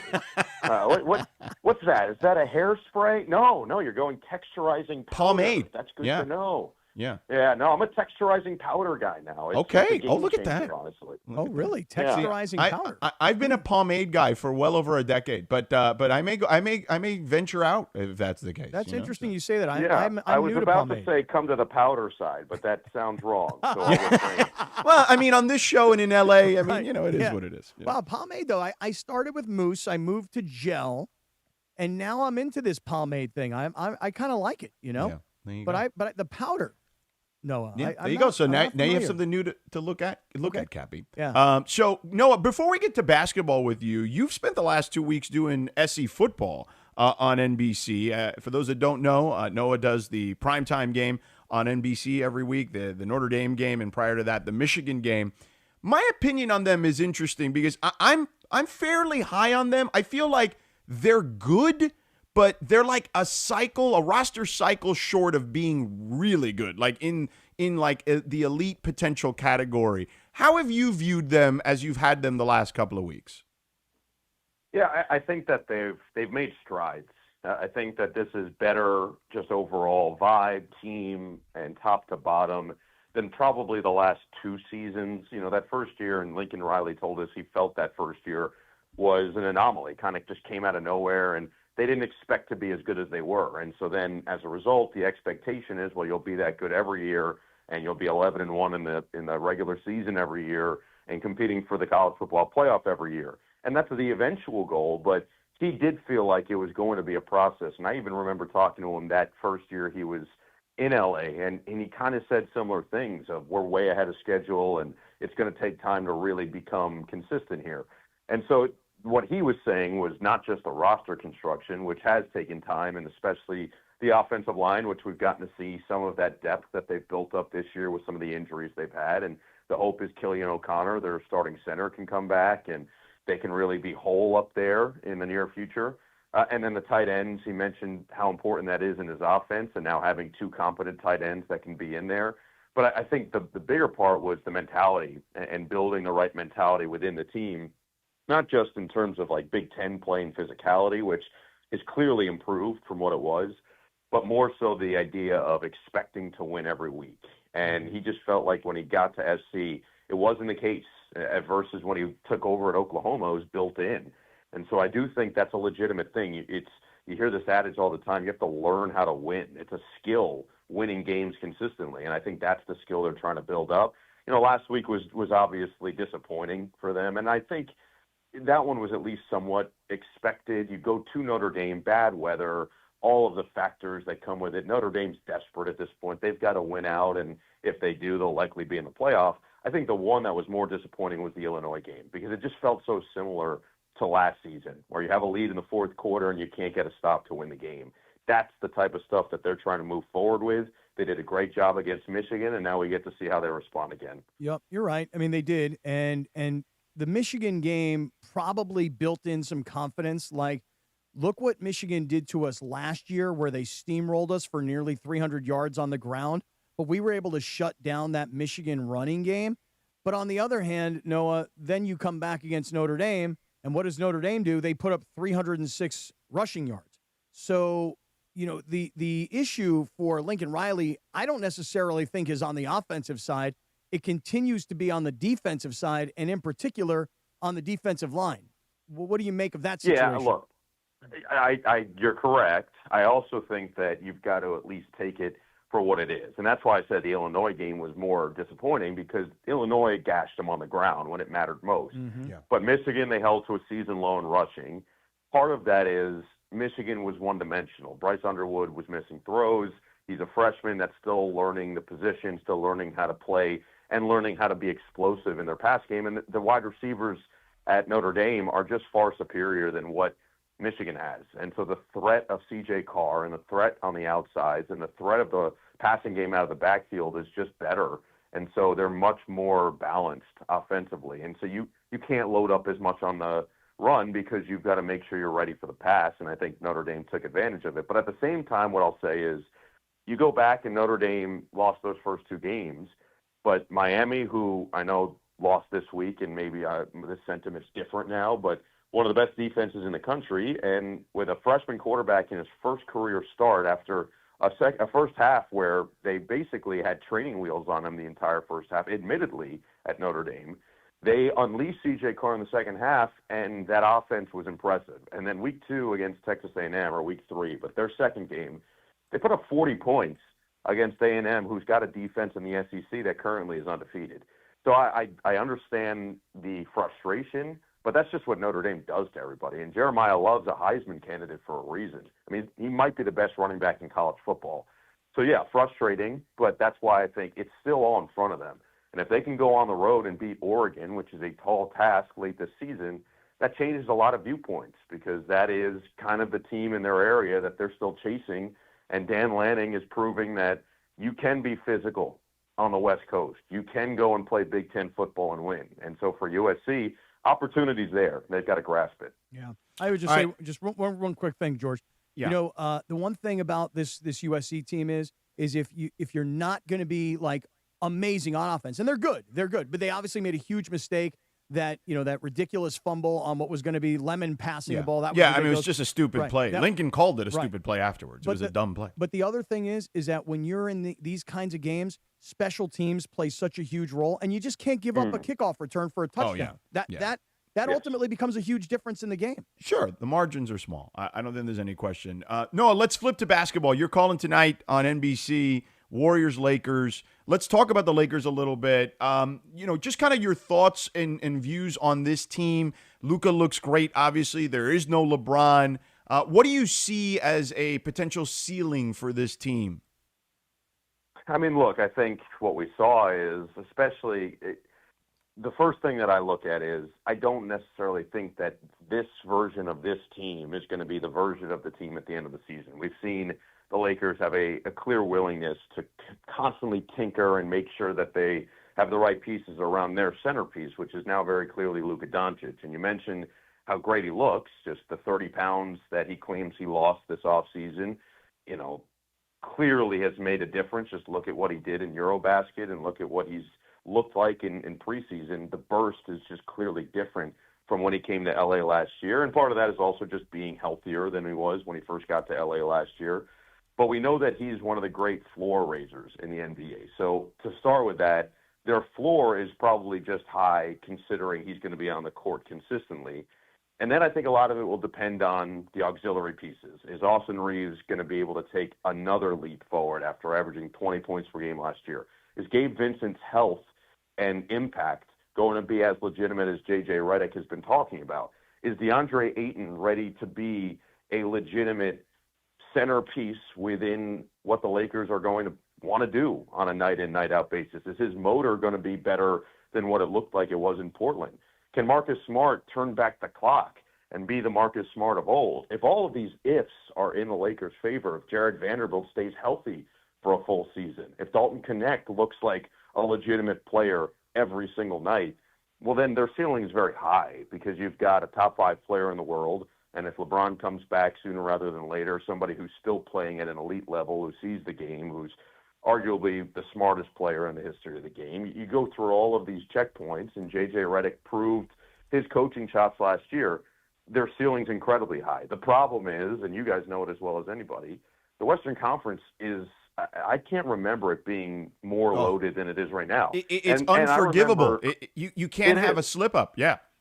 Correct. And it's hard to fathom that last year was so difficult as it was. You know, the Warriors end up winning 48 games and they were in the play-in tournament. Like, that's brutal. And so it's probably even better this year because I look at a team like San Antonio, Dallas, didn't even make the playoffs. They're going to be heavy contributors to what the Western Conference picture is going to look like. And so for the Lakers, to your point, George, you have to go out there every night and play at a high level. And so that's going to fall the onus mostly on Luka, but the rest of the pieces have to make sure that they're in line. Yeah, but you bring up a good point, which is it's never a good feeling going into a season when everything you just said, Noah, is if this, if, and there were probably 4 or 5 ifs in there. And so what you're banking on is that all those ifs go on to the positive side, and chances are that's not likely going to happen. So even if you're just 50-50 on 5 or 6 ifs, now you got problems on your hands with all those ifs that you just laid out. I do think that's the case with a lot of the teams in the West, and honestly a lot of the teams in the NBA. But outside of Oklahoma City, which we know what they are, and probably Denver, even with their newer additions, I think they're just substantially better on paper than what they were last year. And Nikola Jokic is not an if guy. As long as you have him, you're going to be competitive every night. Outside of those two teams, like even Houston, we see what their starting lineup is rumored to be for tonight. They don't have a traditional point guard in their starting unit, and they don't have a ton of three-point shooting in their starting unit. So, yes, you add Durant, but you lose Fred VanVleet for likely the season. They're full of ifs, in my opinion. The Clippers are full of ifs. The Lakers, as mentioned. The Mavericks, I mean, who knows with Kyrie Irving? Right. What does that look like? How is Cooper Flagg going to fare as a main ball handler? The Spurs, can Victor Wembanyama stay healthy? Because if he can, they could easily be a top 4 seed if De'Aaron Fox and if Dylan Harper and if Stephon Castle all blend together. And you go on and on and on. I mean, I think every team outside of those top 2 in the West feel like they're full of ifs. But if those ifs hit for any of them, look out. They're going to be right there in the mix. Noah, before we let you go, man, listen, you know how proud I am of you, and, you know, you've called the Olympics, you're calling, you know, Saturday Night Football on college football on NBC, but I know how much you love the NBA, okay? Like, you've grown up around it. What is this like for you? Opening night, NBC is back in the fold. You're calling the Lakers Warriors. For you, you know, you've done a lot, as we've already outlined. Like, where does this one rank for you as much as you love the NBA? Yeah, George, I appreciate you. And you're right. The NBA, for me as a kid, was probably my biggest passion within sports. I was the guy who would go to the Nets games when they went 12-70, and they were using me as a seat filler because nobody was in the arena. So I would have to go sit courtside so that somebody would look like they were there to watch as E. Jan Leanne and Jarvis Hayes went to battle. That was me. I was all in on it. So, yeah, this is a huge, huge deal for me. You know, some of my seminal sports memories occurred when the NBA on NBC was wrapping up its last tenure. You know, for the Nets, their first finals run with Jason Kidd as they got swept by the Lakers was on NBC. And so it just floods back all those memories. And it's more so now for me just, one, getting to do the games is great, but getting to work with incredible people is just an extra added bonus. And it's a lot of pinch me types. We got a lot of Hall of Famers and a lot of guys that I grew up really idolizing. And so getting to work with all of them is going to be pretty cool. And you get to do the Cappy Lappy today. Don't forget about that, pal. Happy Lappy. Right. Yeah. That's right. I got to make sure I limit how much I say it. Well, I'll probably hit you up with, and I don't remember where I recently saw this, but it was you and your dad. I always love when you guys do interviews together, and you were giving him a hard time, or maybe he was talking about how people stop him in the airport and they only want to ask him about interception. Yeah. Where was that? Where did I see that? I don't even know. That was NFL Films. NFL Films did a wonderful job with that and showed our calls of the same game, and I go picked off, and he goes, intercepted! And apparently he likes multiple syllable words. He said he feels better with. I try to go less syllables, less chance to mess up. The last time we had your pops on was shortly after that video went viral when you and Sarah Kustok were doing a Nets game, and you were talking about growing up around him and how you basically imitated him, impersonated him, and he was laughing, but you could just tell he was like, all right, enough of this kid already. I've had enough of him. Okay, he's outing me here. I don't need this. I think I look in the mirror. And I say, enough of this kid. So yeah, I think we're on the same page. Hey, by the way, before you get out of here, were you impressed with my Pitt Panthers over your Syracuse Orange this past weekend? Oh, look at that. Yeah, you had to take that shot on the way out. Sneak it in. Come on. Listen, once Steve Angeli went down, it's just been nonstop downhill blizzard. So, zero impressed. Listen, Fran Brown, the Syracuse head coach, famously said last year, winners get washed. He's going to be pretty dirty this year. Yeah, right now with the way things are going. I would maybe try to plug the nose if you're around Cuse right now. Noah, you're the best, buddy. I wish I could see you today, but I'll be flying to my game tomorrow with your boy Ryan Rucco and Jay Billis because we're doing Mavs Spurs. But have a great call. I'll be watching, and I'm sure we'll catch up soon, buddy. And enjoy the Cappy Lappy. Oh, yeah. We'll see you tonight. All right. Well, to quote Rooks, then, you bet. I see you, pal. There he is. The great Noah Eagle. Love that kid. So, Cappy, there you go. A new person for the Cappy Lappy today. Oh, I mean, it's happening. It is on. Now, by the way, this game tonight is on NBC. So, do we really mean NBC, or do I have to go to an app? No, it's real confused? NBC. Do I have to have a password? Like Channel 4 here in L.A. What do you mean? You're going to be in the suite. You want to make sure I know. Well, I'm doing this for everybody else's sake. Yeah, but just say that. Don't try to pretend it's you. You're going to be in the suite tonight. Well, what happens if I leave early and then I go back to the East Central? Am I going to have to go to Paramount Plus? I don't know. But right now, what you're going to have to do is talk about our friends at Prize Picks. Prize Picks. Listen. It's very simple. If you want sports action in the state of California, Prize Picks is the place to be. Download the Prize Picks app. Use the promo code CAPPY, K-A-P-P-Y. First $5 play get you a $50 lineup bonus. So your first $5 lineup gets you a $50 lineup bonus. And look, it's very simple to play Prize Picks, okay? It's more or less. What do I mean by that?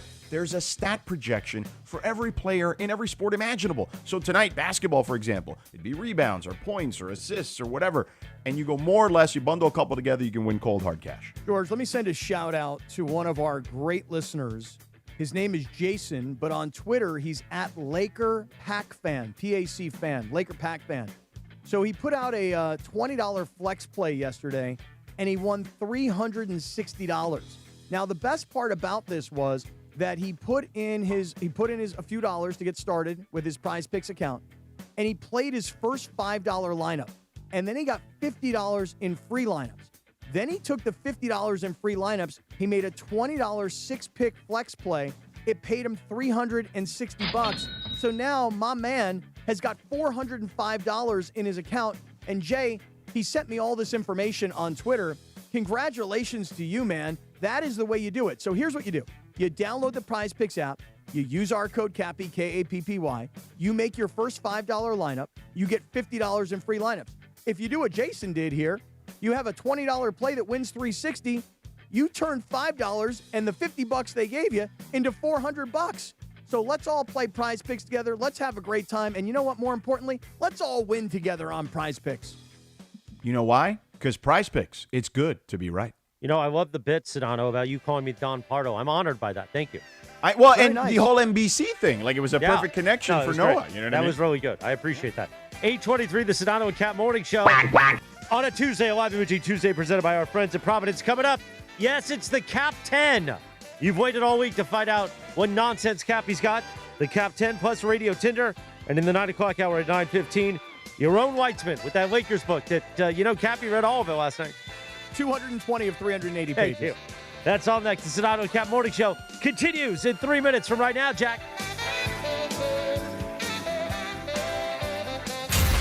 The Sedano and Cap Morning Show. We'd like to thank our founding partner, Providence. Providence, caring with compassion in Southern California. This is the Sedano and Cap Morning Show.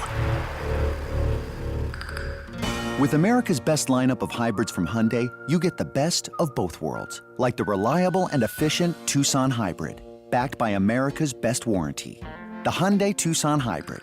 It's the best of both worlds. Get 0% APR for 60 months or get up to $3,000 bonus cash on the Hyundai Tucson or Tucson Hybrid. See your SoCal Hyundai dealer. Offers end November 3rd. Call 714-568-7676 for details. What's the best thing about Halloween parties? Gotta be the booze.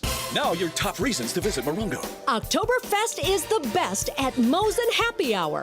Half off hot bar bites and cool cocktails. Number 2. One rewards card player will win $10,000 cash October 26th. And the number 1 reason. There's Halloween, and then there's Carnival at Morongo. You could win a new Land Rover Defender October 30th. Morongo, good times.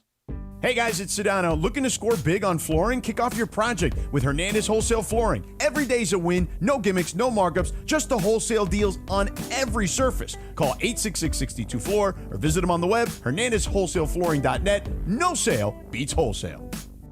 A roof scraper.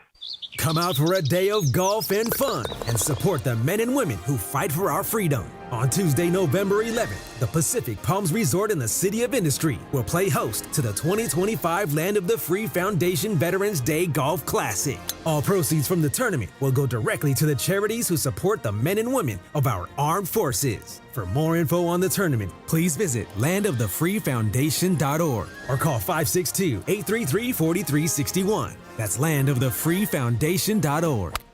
Playoff baseball on ESPN LA is powered by Clean Power Alliance, delivering clean energy to over 3 million residents and businesses.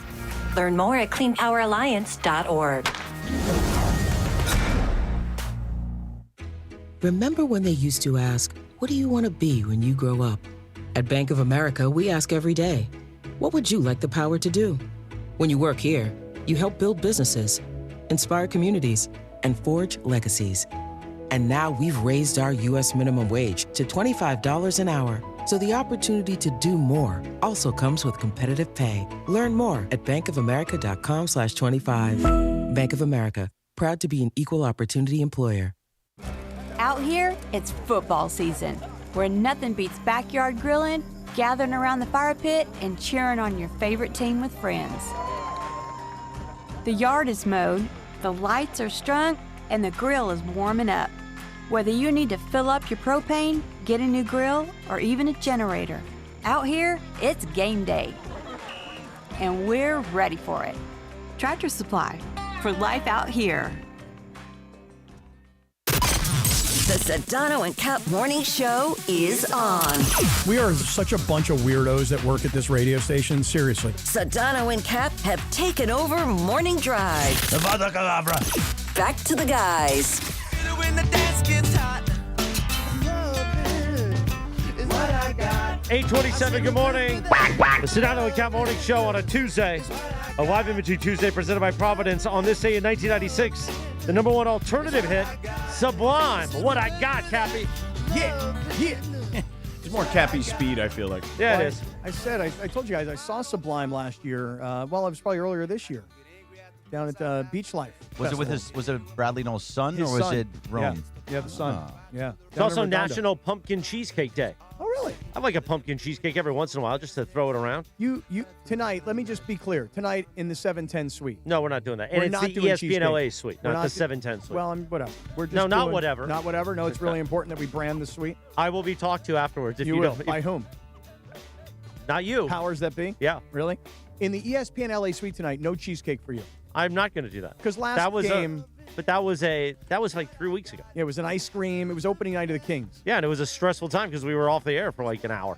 So you fixed your stress with cheesecake. Well, I can't use alcohol. Can't use perico. Can't use smoke. No perico? No cigars. How about I give you a couple of gummies? No, definitely not. Especially not your guppies. Look at how you look today. You're sweating. You're schwitzing over there all morning. No, I'm not right. sweating. I am. It's the lighting, and and because of my wonderful just like when we did oil of afternoons. Olay. Just like when we did afternoons, Yeah. your I eyes were red turned that all light day. Off. I turned that light off because I can't take it, man. You know what we can't take? Tell me. At 8:28 in the morning, hit the music, Jorge. It is time for the once-a-week adventure. It's like a roller coaster of NFL information. Time for the Cap 10. And thank God it includes Sedano Nuggets, or we'd lose our minds. George, Today, you got Nuggets? Yeah, I always got Nuggets. we start at number 10, Cappy, and we head to Wisconsin. Let's play it from the Packers Radio Network. Here's the snap. Brissett sets in the pocket. He's chased. Yes! He's hit. He's sacked. It is the Micah Parsons project. Back outside the 20-yard line. Oh, did Micah Parsons bring it on this set of downs? Loss of 14. Wow. That was big. I love a Micah Parsons project. You know, the Packers are 4-1-1, George, and for all the early season hype, I feel like Green Bay has gone a little under the radar. You know, they lost to Cleveland in week 3. Then they tied the Cowboys in week 4. Now they've got back-to-back wins. Maybe you don't think they're that impressive over Cincinnati and Arizona, but Micah Parsons, you talk about the project. This past week, 3 sacks, 4 tackles for a loss, and the Packers re-enter the Cap 10 at 4-1-1. Micah Parsons leads the NFL in fourth quarter / overtime pressures this season with 15. Time for number 9. We head to 98.5, the Sports Hub in Boston. Remember, all 3 timeouts remaining. They're down 13-10. May takes the snap chest high. He drops back with time. He loads up. He throws a long ball. Open man Booty. And he reaches out. He snaps it. He tumbles into the end zone. Touchdown, Patriots! What a throw. What a throw. More importantly, it's the catch. Kayshon Boutte is developing into one heck of a weapon for Drake May. It's fingertips extended, deep post left, and they take the shot. Easy kick out of bounds. You're at the 40. You get it to the 50 on a run, bang it to Hunter Henry, and then Josh McDaniels take your shot. Man, what's going on with that guy? I don't know who Scott that Zolak. is. Was that Zolak? I mean, maybe clearly he sounds like something's wrong with his voice. Yeah, So not good. Oh, he's just yelling too much. The Patriots enter the Cap 10 at number 9. It's their first time this season. They're 5-2. Did you guys know that the Patriots Yes. were 5-2? I look at the standings. And then, well, it was rhetorical for you. We know you look at the standings. The Patriots are in first place in the division over the Bills. Yeah. They've got a 4-game winning streak, and this past weekend, Drake May. Bill's on a bye, by the way. Correct. Yeah. 21 of 23, 222 yards and 2 touchdowns in the win over Tennessee. Up next, Cleveland. But Drake May, I mean, nearly perfect. 21 of 23. Incredible. By the way, Drake May, first player all time to record a completion percentage of 90% or better in a game with a minimum of 20 attempts and rush for 50 or more yards in a game in the history of the sport. That is what the Raiders should have done. Drafted a quarterback and done what the Patriots are doing with Drake May. Not hire a coach who's got false teeth. Anyway, time for number 8. We hear the sound of the Seahawks on Westwood 1. Darnold under center. He's got Walker behind him. He'll motion 3 steps to his left. Darnold to throw on first down, looking for the end zone. Throws. It's Smith and Jigba with the catch. And then he slams the football over the upright to celebrate the touchdown. 13-0 Seattle.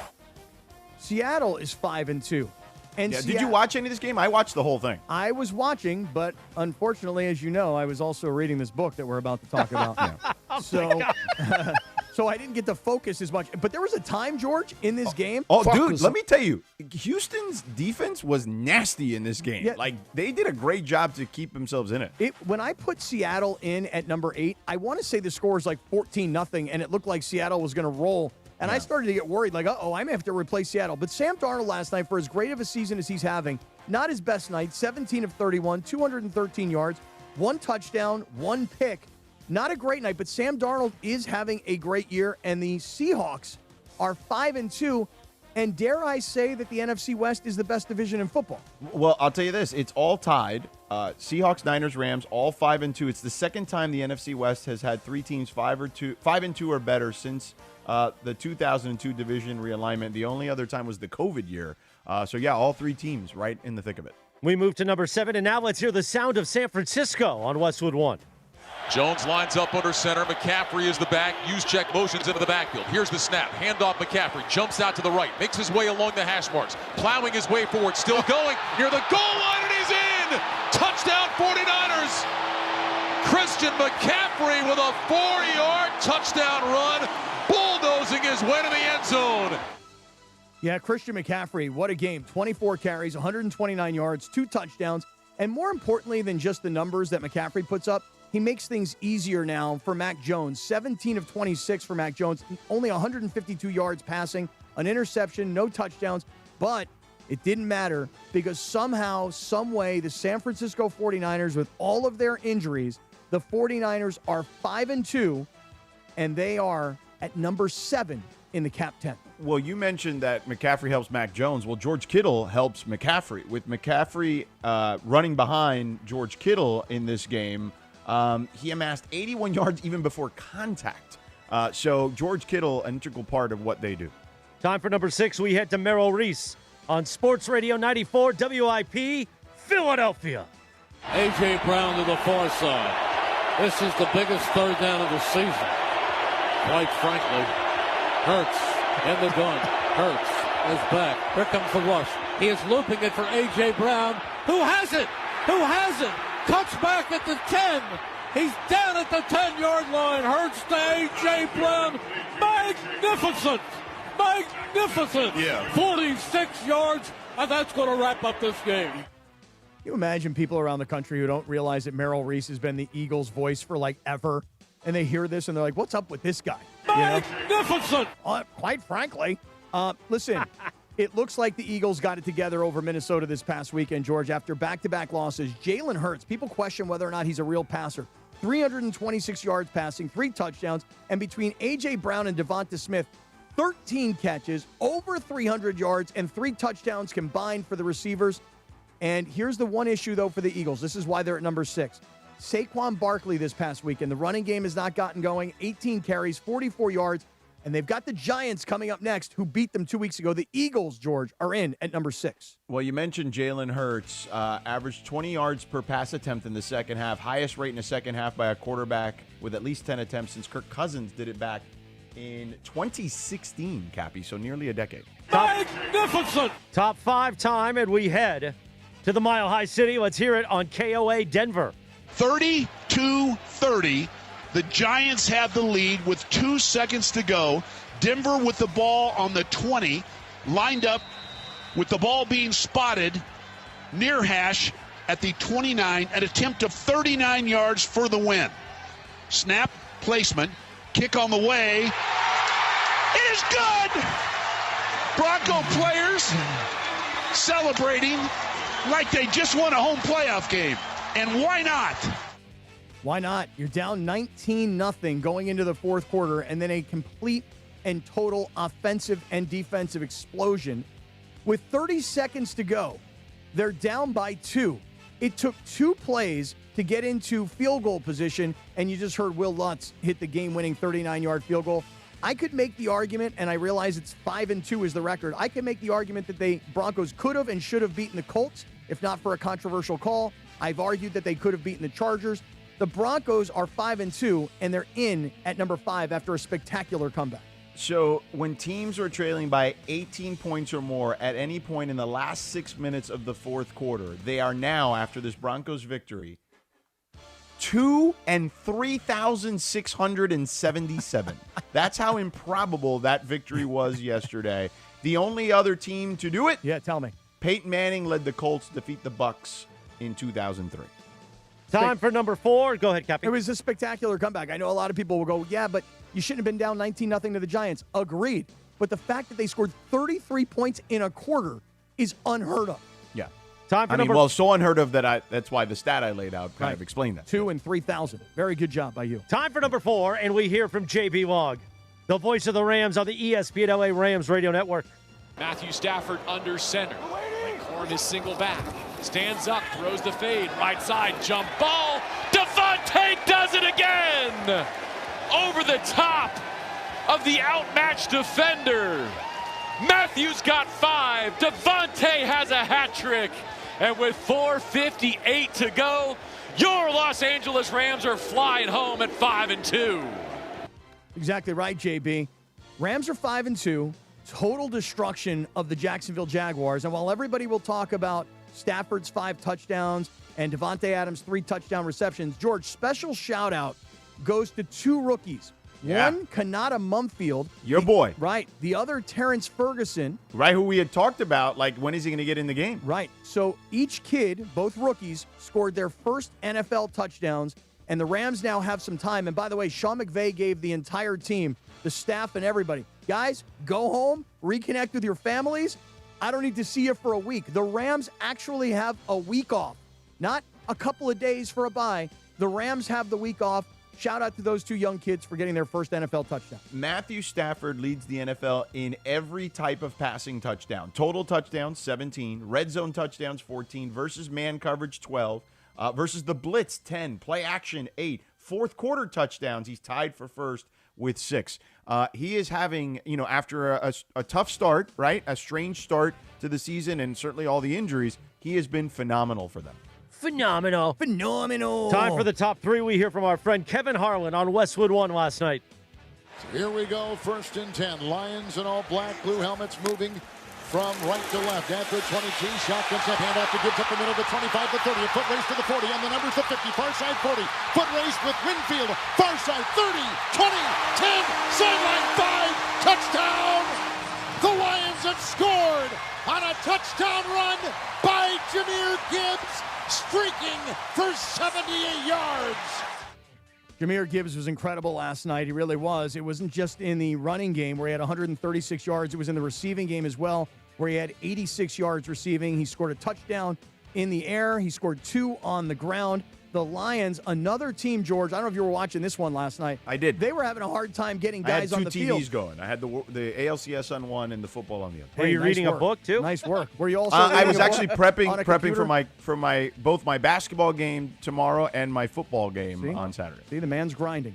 Hey, look, the Lions are a team that has so many injuries. They're struggling to put guys on the field. In fact, during the broadcast, they were like, well, they just lost another DB. So now what are they going to do? I thought they were going to put a receiver in to play DB. But the Lions somehow, like the 49ers, in many cases like the Buccaneers, they are battling injuries and they're finding ways to win. The Lions are in this week 5-2, 3-0 at home. And they are in at number 3 in the Cap 10. Lions, 12th straight win following a loss, tied for the longest streak of any team over the last 15 years. They're tied with the Packers, who did it from 2018 to 2022. Are you ready? Final 2. And for number 2, we head to Mitch Holthus at 96.5, The Fan in Kansas City. No. They load the right side up again. They single the near side. Todd Rice, touchdown! Kansas City. Rashee Rice, his 2nd touchdown, and back, and is he back, baby? The Chiefs go on a 16-play, 94-yard drive, 3 drives, 3 long touchdown drives. Chiefs are back.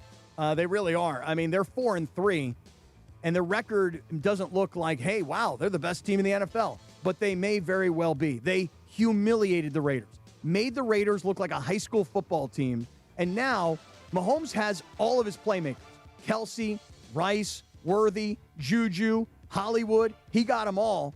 And the Chiefs are in the Cap 10 after humiliating the Raiders at number 2.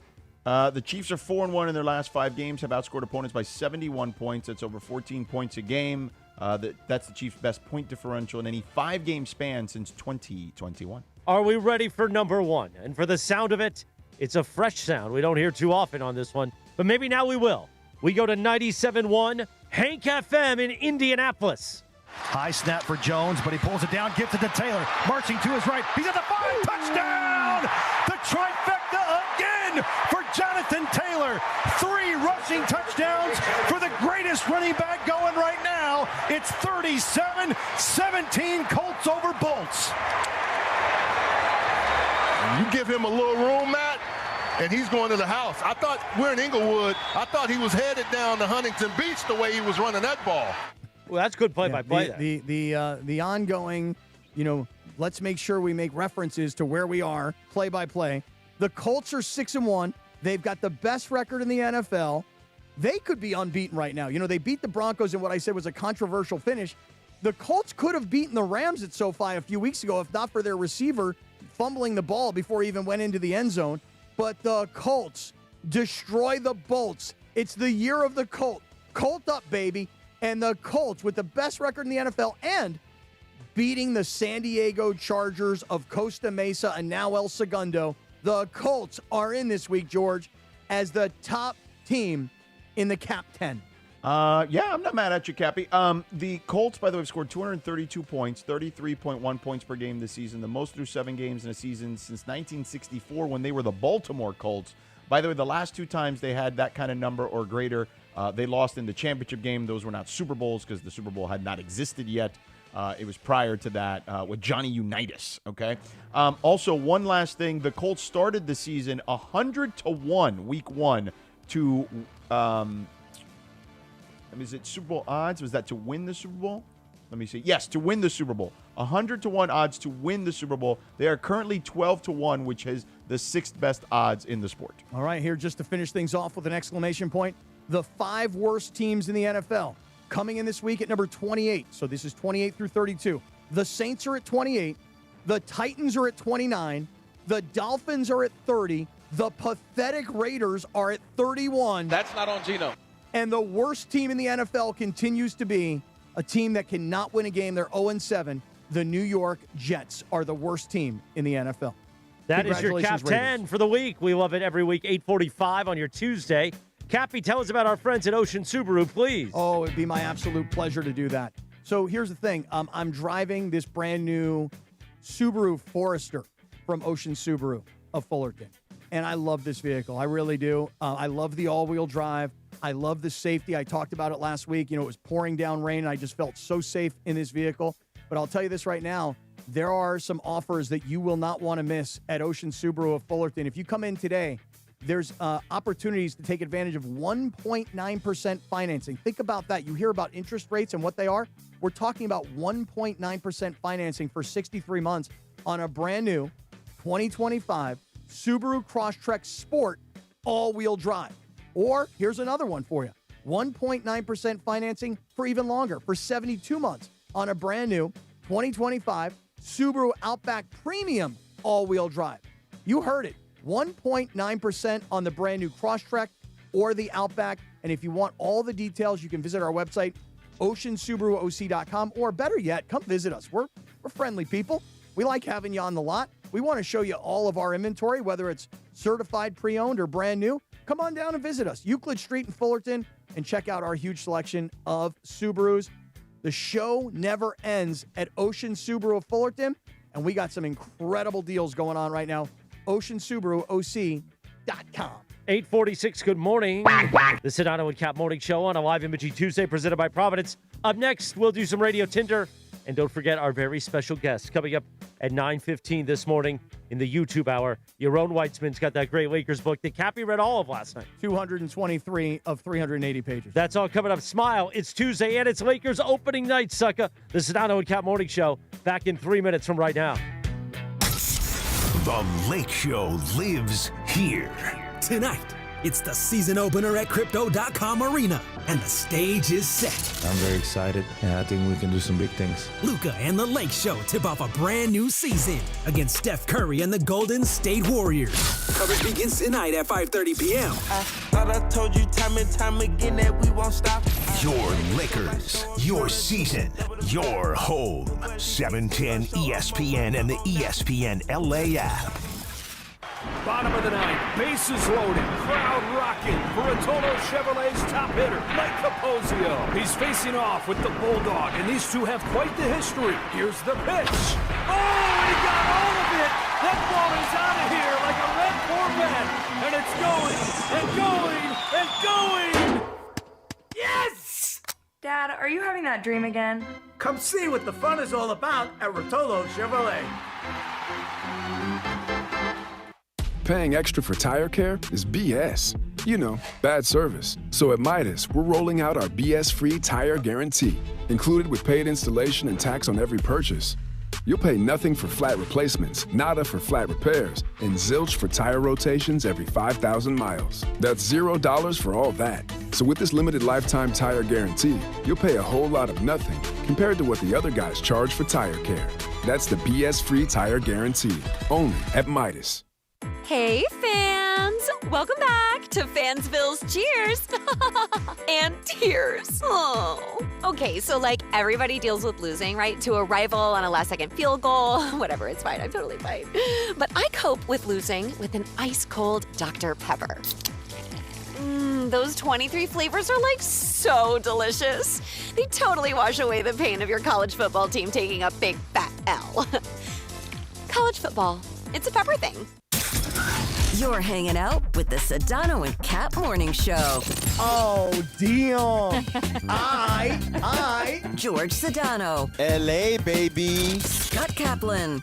What's up, LA? Yeah. What's up, LA? Hey. More Sedano and Cap right now. You're hanging out. 8:49, good morning.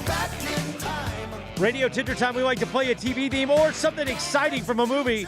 On this day in 2015, fictional Marty McFly and Doc Brown traveled forward in time from the year 1985 to the year 2015 in Back to the Future Part 2, made in 1989. That is why it's Back to the Future Day, Cappy. I just like hearing a little Huey Lewis. Oh, me too, Jack. You know what I mean? Because he's a heart and soul kind of guy. He is, literally. Meanwhile, you can follow her at Lindsay Baseball on Twitter or Instagram. Don't forget about our sponsor for Radio Tinder. They got the hardwood and the morning wood. Hernandez Wholesale Flooring. Oh. If you're in the market for new flooring, shop at Hernandez Wholesale Flooring, where every day is a deal, no gimmicks. Call 866-624-FLOOR or go to HernandezWholesaleFlooring.net. No sale beats wholesale. Take it away for this, Lindsay. Thanks, Christopher. All right, guys, so I don't know if you're aware of this, but Patrick Mahomes and Travis Kelce recently opened their own restaurant. They've got an upscale steakhouse in Kansas City called 1587 Prime. Obviously, their numbers put together there. Very clever. Hey. And they're getting rave reviews. So a recent review that was published in Insider magazine kind of went over like the pricing, the vibe, and everything. 5 stars all the way around. Everybody's happy. Cocktails a little bit on the pricey side of like $18 to $25 each. But other than that, like I said, getting rave reviews and is a must-visit spot. Want to ask you guys, what do you think is the best like celebrity or athlete endorsed restaurant that you can remember? Ooh, good question. Well, I mean, growing up, Cappy, you and I used to live in South Florida, and I thought Don Shula's steakhouse, which was still fantastic, I think, but was very good. And it branched out beyond South Florida. Like it has a deal with certain hotel brands. I don't remember specifically which one, but they're all over the country. Because I remember covering a game in Detroit one time, and there was a Shula Steakhouse. Remember I told you the story about getting really, really high? It wasn't on gummies back then. It was on cookies. And this was all before they were really regulated. And I was wasted out of my mind at Don Shula's Steakhouse in Indianapolis. And that's where I came up with Stable Wars. Yeah. Remember I told you that story? Right. That's right. I'll tell you another guy who's got a really good steakhouse. If you've ever gone to Denver, John Elway's. Oh, Elway's, yeah. Yeah, John Elway's has, and in fact, not only did John Elway have a great restaurant in Denver, but in the Denver airport, he also had a John Elway's. You know, there's a good one in Phoenix if you're ever there for like spring training. Dan Marley. Dan Marley has a really good one. That's the place. They got that really cool sports bar there. Yes, that's right. Yeah, Well, it's in downtown Phoenix. Right. I used to. This is no longer there, but in San Diego for a long time, Junior Seau had a place called Seau's, which was a great spot. I mean, everybody used to love to go there. George, you ever have any interest in owning a restaurant? I would, but I would only want like 10 tables or something like that. Like a tiny place. Yeah. See, I would love to do what Patrick Mahomes and Travis Kelce are doing, where you have your name, if it's big enough, to put on the restaurant, but you actually have a restaurateur, like a real professional restaurateur who runs it. It's just your name. But you get to show up. Because I've told you guys, if I wasn't doing this, I'd like to be a maitre d' sometime. Yeah. Oh, well, you'd be a great greeter, Cappy. Yes, I would love to take Chris and I have talked about it. You're like Lalim. Yes. Yeah, see, Sedano wants to be like Carlito. He wants to have his own spot now. Yeah, right. And me, I want people to walk in. Hello, baby. How are you? Hello, welcome. Please have the salad. You know what I mean? The lobster salad is for you, baby. You're like, I want to have like a fake French accent. I want to be able to like seat people. I want to come back and sit down with them with a glass of wine. Yeah. Like I think being a maitre d' would be a fun thing to do. Yeah. You know, I would love to have like a small little spot. Maybe I'll link up with Mel one day and from Tropicana and open up a little tiny spot somewhere. You know. Flip side of that would be if I wasn't a maitre d' or owned a fancy restaurant, I would love to own a sandwich shop. I will make you the greatest sandwich you ever had. Yeah. In fact, I'd even own a Jersey Mike's, and I'd make you the best freaking Jersey Mike's you ever had in your life. Yeah. Extra Mike's way? Yeah, just because it's made with love, man. Yeah, I got it. You feel me? All right, what's next, Lynn? Made with love. Man. Do we have time for another one? Come on, give it to us. Briefly, yes. Very briefly. All right. So an Ohio judge recently ruled that Ohio's high school athletes will be allowed to earn NIL money, which was previously outlawed. Ohio is one of 6 states that does not allow high school players to earn an NIL money. I know California does, but they have really strict rules. Do you guys think that they should be allowed to? Yes, I think that it makes sense to me if they're generating revenue for the school and it makes sense from a business standpoint. I have no issue with it. We will be back in the YouTube hour next on ESPN LA. Hey guys, Cappy here. When disaster strikes, you need an ally who truly understands your needs. Avner Gat is here to help you navigate the complexities of insurance claims. Are you feeling abandoned because your home is unlivable and your insurance company isn't cooperating? Or perhaps you're being pressured to use a contractor with poor reviews. You've been loyal to your insurance company for over 20 years, yet now they treat you like an outsider. Avner Gat knows how to turn the tables. We protect homeowners from the games and fine print that insurance companies are known for, and we cover all of Southern California, ensuring your voice is heard and your home is restored. Visit AvnerGat.com or call 818-917-5256. Avner and his family personally take your calls with 5-star ratings from Yelp, Google, and the Better Business Bureau. Don't let your insurance company dictate your future. Avner Gat is here to help. Visit AvnerGat.com or call 818-917-5256. Avner Gat, your claim, our game. Coverage of the 2025 Major League Baseball playoffs on ESPN LA is driven by your Southern California Hyundai dealers. There's never been a better time to test drive that Hyundai you've always wanted. Visit your SoCal Hyundai dealer today.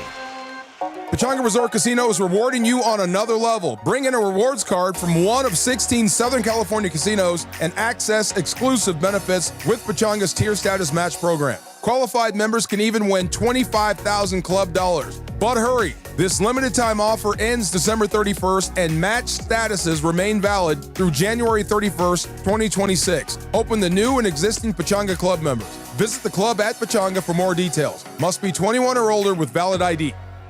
John Ireland for Blue Ice, the finest potato vodka sourced from Idaho and pure Snake River Aquafire water. Find classic Blue Ice vodka or any of their unique flavors in stores or ask for it by name. Blue Ice Vodka, because taste is everything. Hey guys, it's Sedano. Los Angeles International Airport's People Mover trains begin rolling early next year as part of LAX's ongoing investments to transform and improve your travel journey. The People Mover trains will quickly move guests between their terminals and our new consolidated rental car center, metro trains and buses, economy parking, and Kiss and Fly lot. The trains will make it simple and fast to get to your LAX destination in 10 minutes or less, and trains depart every 2 minutes beginning in early 2026. Learn more at lawa.org/ESPN. John Ireland here with the Hall of Famer, Saturday, Big brother. Game James Worthy for iSpot Active. Love Check it. out their website, ICEBODactive.com. This is the new concept for icing. John, I love it. iSpot Active sells form-fitted stretch shirts and pants with pockets that hold ice-cold gel packs. Everybody I know that has bought one of these things truly loves it. Got to get yours before they're sold out. Take it from James Worthy. Start feeling better today at iSpotActive.com. This is the ZipRecruiter Rams Report. Here's Travis Rogers. The Los Angeles Rams are headed into a Week 8 bye after a 35-7 whitewashing of the Jacksonville Jaguars in London, in large part because Matthew Stafford continues to put together an MVP-like campaign in his 16th season in the league, completing 21 of 33 passes, just 182 yards. But of those 21 completions, 5 of them found the end zone, including 3 to Davante Adams, with another odd stat line as well. 5 catches, but 3 touchdowns for just 35 yards. The Rams receiving group had 10 different players catch a pass, along with Davante Adams, Colby Parkinson with 3. Terrence Ferguson caught another pass this season, just his second catch of the season, but his first touchdown. Xavier Smith with 2, Kyron Williams with a pair, Jordan Whittington with 2, and then Blake Corum, Kanata Monkfield with a touchdown pass as well, and Davis Allen rounding it out. 10 different Rams receivers with a catch in the big win against the Jags. With Tuesday's Rams Report, I'm Travis Rogers. This is the ZipRecruiter Rams Report. Powered by ZipRecruiter. Looking for your next great hire? Try ZipRecruiter for free at ZipRecruiter.com/LA. You know that old saying, you can have it fast or you can have it good? When it comes to hiring, ZipRecruiter has put that saying to bed. Because with ZipRecruiter, when you need to hire someone fast, you get them fast and you get the best person for your job. ZipRecruiter's powerful matching technology immediately starts showing your job to the right candidates. Get in the end zone with ZipRecruiter, the smartest way to hire. Try it for free at ZipRecruiter.com/LA. That's ZipRecruiter.com/LA. From kickoff to cash out, ESPN Bet has the tools you need to score more on game days. Bet smarter with stats at your fingertips. Get personalized parlays built just for you. And with your fantasy team synced right in the app, you can back your squad. Right now, new customers get $100 in bonus bets when you bet $10. Sign up with promo code USL to get started. Must be 21 plus. Gambling problem? Call 1-800-GAMBLER. Terms and conditions apply. See app for details. Offer not available in New York. The post-career day press conference, brought to you by Progressive. Anthony, can you tell us what happened during career day? I'm a biomedical researcher. The kids just weren't impressed. How did you feel when your son called in the backup? Embarrassed, and I knew it would be a fireman. It's always a fireman. It's cliche, but a crowd favorite. He had an axe and everything. I can't compete with that. And will the fireman be helping your son with his science fair project? Hope not. I'm literally a scientist. Like it or not, sometimes you need a backup. That's why there's Progressive to protect your home and auto. Progressive Casualty Insurance Company affiliates and other insurers. Not available in all states or situations. Hi, this is Sean McVay of your LA Rams. The Rams play here. KSPN, Los Angeles. 710 ESPN. A good karma brands radio station. Previously on the Sedano and Cap Morning Show. People are telling me in the chat that I look puffy and shiny. Puffy, I don't feel so much. I think since I've gotten off the creatine, I feel like I'm not as puffy. As far as shiny goes, I cannot deny that the lighting in this studio is like being next to the sun. Well, this is why they use makeup in television. Right. I don't You're have allowed any to be makeup. shiny now, though, Kat, because it's in. Shiny's in? Yes. Is that right? Yeah. Or you can just powder your forehead if you want. Powdering my forehead would be lovely. I think that would be very nice. The Sedano and Cap Morning Show is on the air.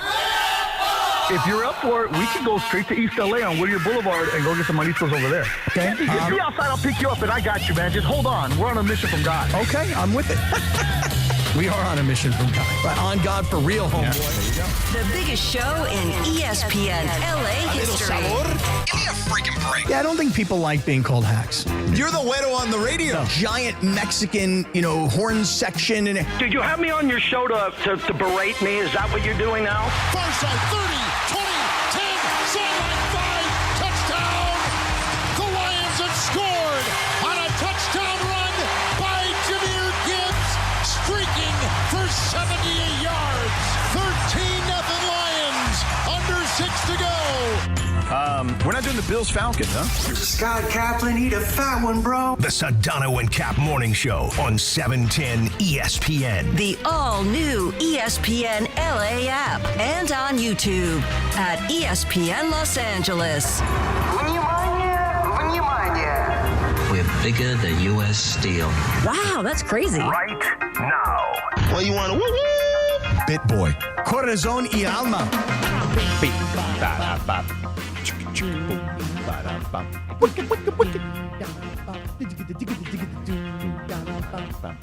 9:02 and 30 seconds. Good morning. The Sedano and Cap Morning Show. We got to get a drop of that from Mason Island. I switched shirts, by the way, Oh, you Chris. I don't know did? if you noticed. Did you take off the Yali crew? Yeah, I'm on Cadillac of Beverly Hills. Very soft shirt. Oh, that's a good nice for shirt. the plane ride. Oh, Yeah. nice. Nice shirt. Like a soft shirt once in a while. Meanwhile, Yaron Whitesman, he wrote that Lakers book. We're going to talk about it at 9:15. An extended interview with him because Cappy read the whole book last night. 223 wants to do- of 380 pages. Cappy wants to do inside the actor's studio or something. The here problem was, to be honest with you guys, the problem was this, is I don't have a hard copy of the book. All right. And here was my fear. I'll be totally honest. Please. Here was my fear. I'm listening. Hold on. I'm going to find my hard copy. Hold on. Yeah, find that hard copy. Here was my fear. Yeah. My fear was that George got the hard copy already, and George booked the gentleman to be on the show. And my fear was George had it, knew the guy, and read it front to back. And I was like, well, I can't show up not prepared. I got to be prepared. I don't like being in that position where somebody would know more than me or somebody would have read something that I didn't read. That was not going to be cool for me. So I didn't have a copy of the book, although I got a digital copy. The only problem is that on the digital copy, across every page, it says not for sale or distribution. So I found myself having to read through the computer land, and that freaking not for sale or distribution was intentionally there so that it screws me up. So you got the hard copy. I do. I want a hard copy. You want it? I'll just give it to Well, you. because I like holding the book, and I like to write notes in books. Sometimes I highlight things in books. Hold this. Maybe use a little sticky note. You want me to hold what? Look, the interesting thing is, if I do this, it's actually right below me and LeBron. Ah. Oh, that's so cute. Did you not like this book? No, I thought it was good. Oh, because it seems like, at least I feel like, the tone is LeBron is a really big, selfish pain in the ass for a lot of people. Nice shoes, too. Oh, thank you. Appreciate it. That's sort of the tone. It could be nice. Let me ask you this. You've covered sports for a long time. Long time. How many superstars do you know in any sport that at times can be challenging to deal with behind the scenes? I'd say one. Really? Because I would say it's the overwhelming majority. I'm just joking. No, I mean, just to give you an example, though, and we'll ask Yaron about this when he comes on. Did you read the passage where LeBron first gets to the Lakers, right? He first comes into the Lakers, and the Lakers put on an event every year, and every player is required to go. It doesn't matter how big of a star you are or if you're the last guy on the bench. The Lakers require you to go. And the reason they required the players to go is because it's one of their biggest partners, their biggest partnership of all their partners that spend money with the Lakers. This is one of the most important ones for them. And all their high-end season ticket holders, they're all invited to this event. And for these ticket holders, this is their chance to, it's kind of like going backstage to meet a band before a show. So right? every teams generally do this. Yes, Right. there's no question. Every team has a version of this. Right, yes. Right. So all the players meet and they get on a bus and they drive from, let's say El Segundo to where they were going as a team, right? To where the event was. And LeBron doesn't show up. But LeBron takes a helicopter. So while all the other guys on the bus are together, LeBron shows up and he lands in a helicopter at this event. Right. So when he gets to the event, he goes in and, there are handlers, Laker handlers, and they're like, okay, LeBron, here's what's going to happen. We're going to go in. You're going to do this. You're going to do that. And LeBron goes, no, hold on. Time out. Ohio State is playing right now. I need to see the game. When the Ohio State game is over, then I will show up to this event. So they start telling the people, the season ticket holders and the partners, they start saying, hey, don't worry, LeBron's coming. It's just it's until the Ohio State game is over. He's up watching the game. So the game ends, and it was like, as I recall, it was a dramatic finish in this Ohio State game. And all the folks who were there, they're like, yeah, Ohio State, yeah, great, because now LeBron's coming. We're excited. And then LeBron just doesn't come to the event. And so what did LeBron have a reason for not going to that? I don't know. All I know is that the way I read it, the way I interpreted it was, what a big pain in the ass and jerk.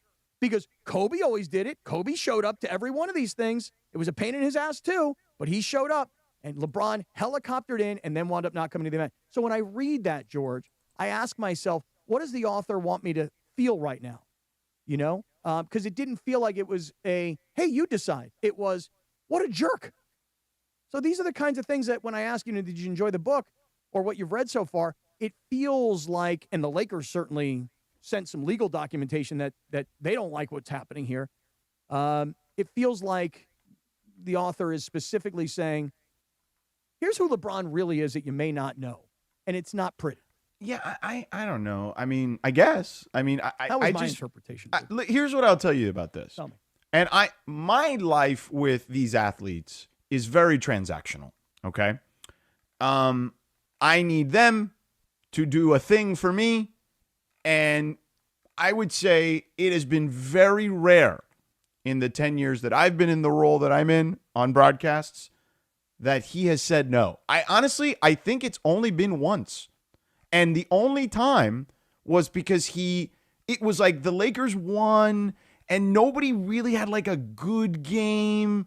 So it was like, the producer and I were like, who do we ask for? And we're like, well, let's just see if LeBron will do it. And he was like, nah, can you get somebody else? Because other guys played better than me. And it was literally that conversation. Mm-hmm. So I have never had to endure that. However, again, I've been around sports for 25 years now. I've seen a lot of stuff from a lot of superstars that, that they're just challenging to deal with at times. But I don't think that's a LeBron specific thing.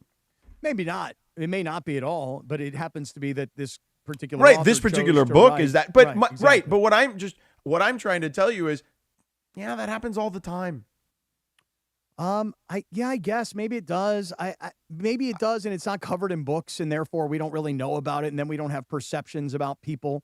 Well, I mean, I can tell you as someone who's been around a lot of events and a lot of games and a lot of events that are tangentially related to games and to teams, yeah, it happens a lot.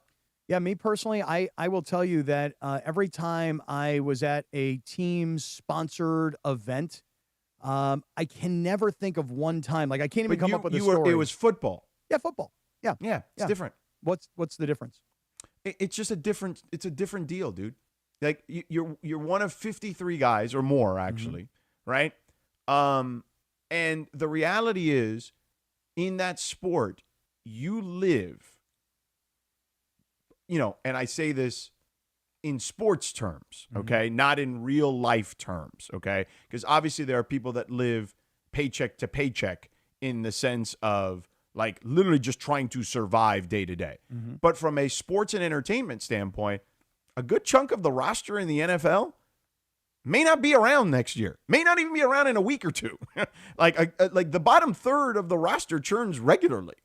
So like it is just a different kind of culture, whereas in basketball, it's only 15 guys. The contracts are guaranteed, similar to baseball, by the way, which I covered very early in my career, where the contracts are guaranteed, and it's just a different kind of culture in those locker rooms and clubhouses in baseball and basketball than I would say a football locker room. The one thing about this book, and again, I didn't read all of it. I've read about 2/3 of it. So I guess I shouldn't say to Yaron when he comes on, the author, so, hey, man, how's it finished? Because, I didn't get to the last part of it. We gave you notes. You don't need to say anything. No, you don't. I don't need to say anything. No. Yeah, I don't need to ask. It's not a, look, here, Cappy, here's what I would say. Bigger pre-sell on something than this is today. To Chris's point, this was not a book report. You didn't need to. We trusted you were going to do that. No, I wanted to write a full report for you guys. I wanted to make a presentation for the team. Yaron Whitesman will join us in just a few minutes here on ESPN LA. Meanwhile, join Oral Hershiser in the DeMarco and Travis Afternoon Show live Wednesday, October 22nd from 3 to 6 p.m., which I believe is tomorrow, at Legends Attic in Claremont, welcoming the Wild Horse. Hey, Yasi Elpuig. Enjoy giveaways, special guests, and amazing art by Dave Hobrecht at the ultimate sports fans destination. For more info, visit legendsattic.com. Yaron in just a few moments. Guys, you guys got those liners for tonight? Let's do those liners real quick. You want to knock them out, Let's just knock them out right now. I'm going to do it. Because Sedano's got to leave at 9:45. Okay. So why don't you start? You got them in front of you, Captain? I will. I have them here. Okay. It's just one for each of us. Yeah, so let's start with Sedano. 3, 2, 1. Hey, guys, it's Sedano. It's Lakers opening night tonight against the Warriors at Crypto.com Arena. We'll be talking about it all day tomorrow morning, beginning at 7 a.m., and we'll hear who Cappy annoyed on the floor with his Cappy Lappy. It's the all-new Sedano and Cap Morning Show tomorrow, 7 a.m. on your home for the Lakers, ESPN LA.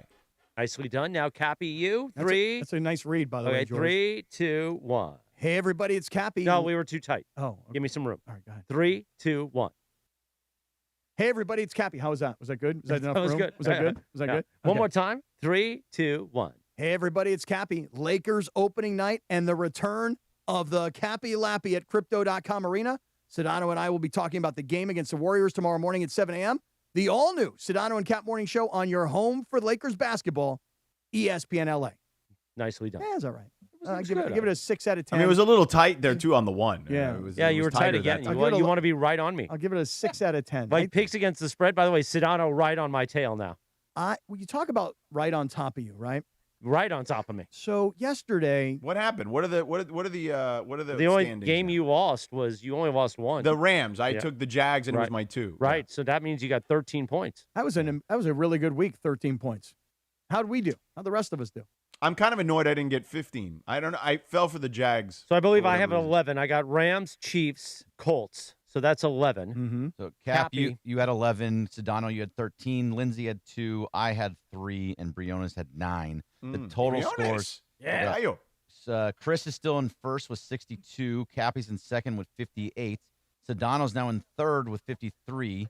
Lindsay fourth with 44. Briones fifth with 43, and I'm in last with 42. Wait a second. And I skipped a week. Right, and you skipped a week. Right, Berg. My last 3 weeks have been terrible. What have you been taking the Raiders for 5?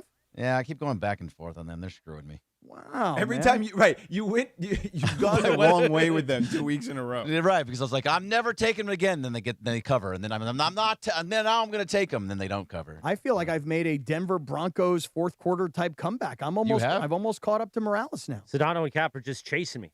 Feel like you're going to finally land me like a. We're going to hunt you down. Yeah, like a cheetah in the wild. Right. Yeah, we're going to hunt you down, Morales. Like you're a wildebeest, and I'm going to mount you. All right, 9:15 on a Tuesday on the Sedano and Cap Morning Show. Now the great Yaron Whitesman joins us right here with Sedano and Cap. Yaron, thank you so much for taking the time. Yaron, the author of A Hollywood Ending, the dreams and drama of the LeBron Lakers. I guess my first question to you, Yaron, would be what kind of challenges were presented to you in trying to write this book? Thanks for having me, and that sounds like a tee-up. Huh? I love it. Okay, so yeah, I mean, I'm a New Yorker, so that's first of all. But the biggest one is that the Buss family did not want this. Or I shouldn't say the Buss family. Excuse me, Jeannie specifically did not want this book out. When we go through the fact-checking process, the summary of it is they hired a famous defamation lawyer to send me some scary letters and threaten to sue me over certain things if the book came out. They had no case. I guess we'll see what happens. Maybe this can happen. I have no idea, but I was confident on it, but just. Yeah, it's hard writing about the Lakers. That's the Lakers side of things, and LeBron's side also. LeBron's side is not used to and I didn't set out to do a hit job at all, and the book's not a hit job, but these are people who are used to having control over narratives, right? And that wasn't how I was going to approach this. Wait a second. Well, they're chasing you right now. I mean, they're sending people after you. You are toast, bro. I was like, that's my outside the that's good timing outside the hotel window. Yeah, I should probably get down. I don't know. I might be in trouble. Yeah. You are cooked. You are really cooked. Yaron, you make the point early in the book, and this is like very very beginning, where you say hey, I'm not quoting people. I'm taking things from podcasts. I'm taking things from interviews, which then led me to wonder in that opening of the book where LeBron's in the locker room down in Miami, and he's he's talking to everybody about what a big star he is and how much money he should make and why he should make so much more than he does. Where did that all come from?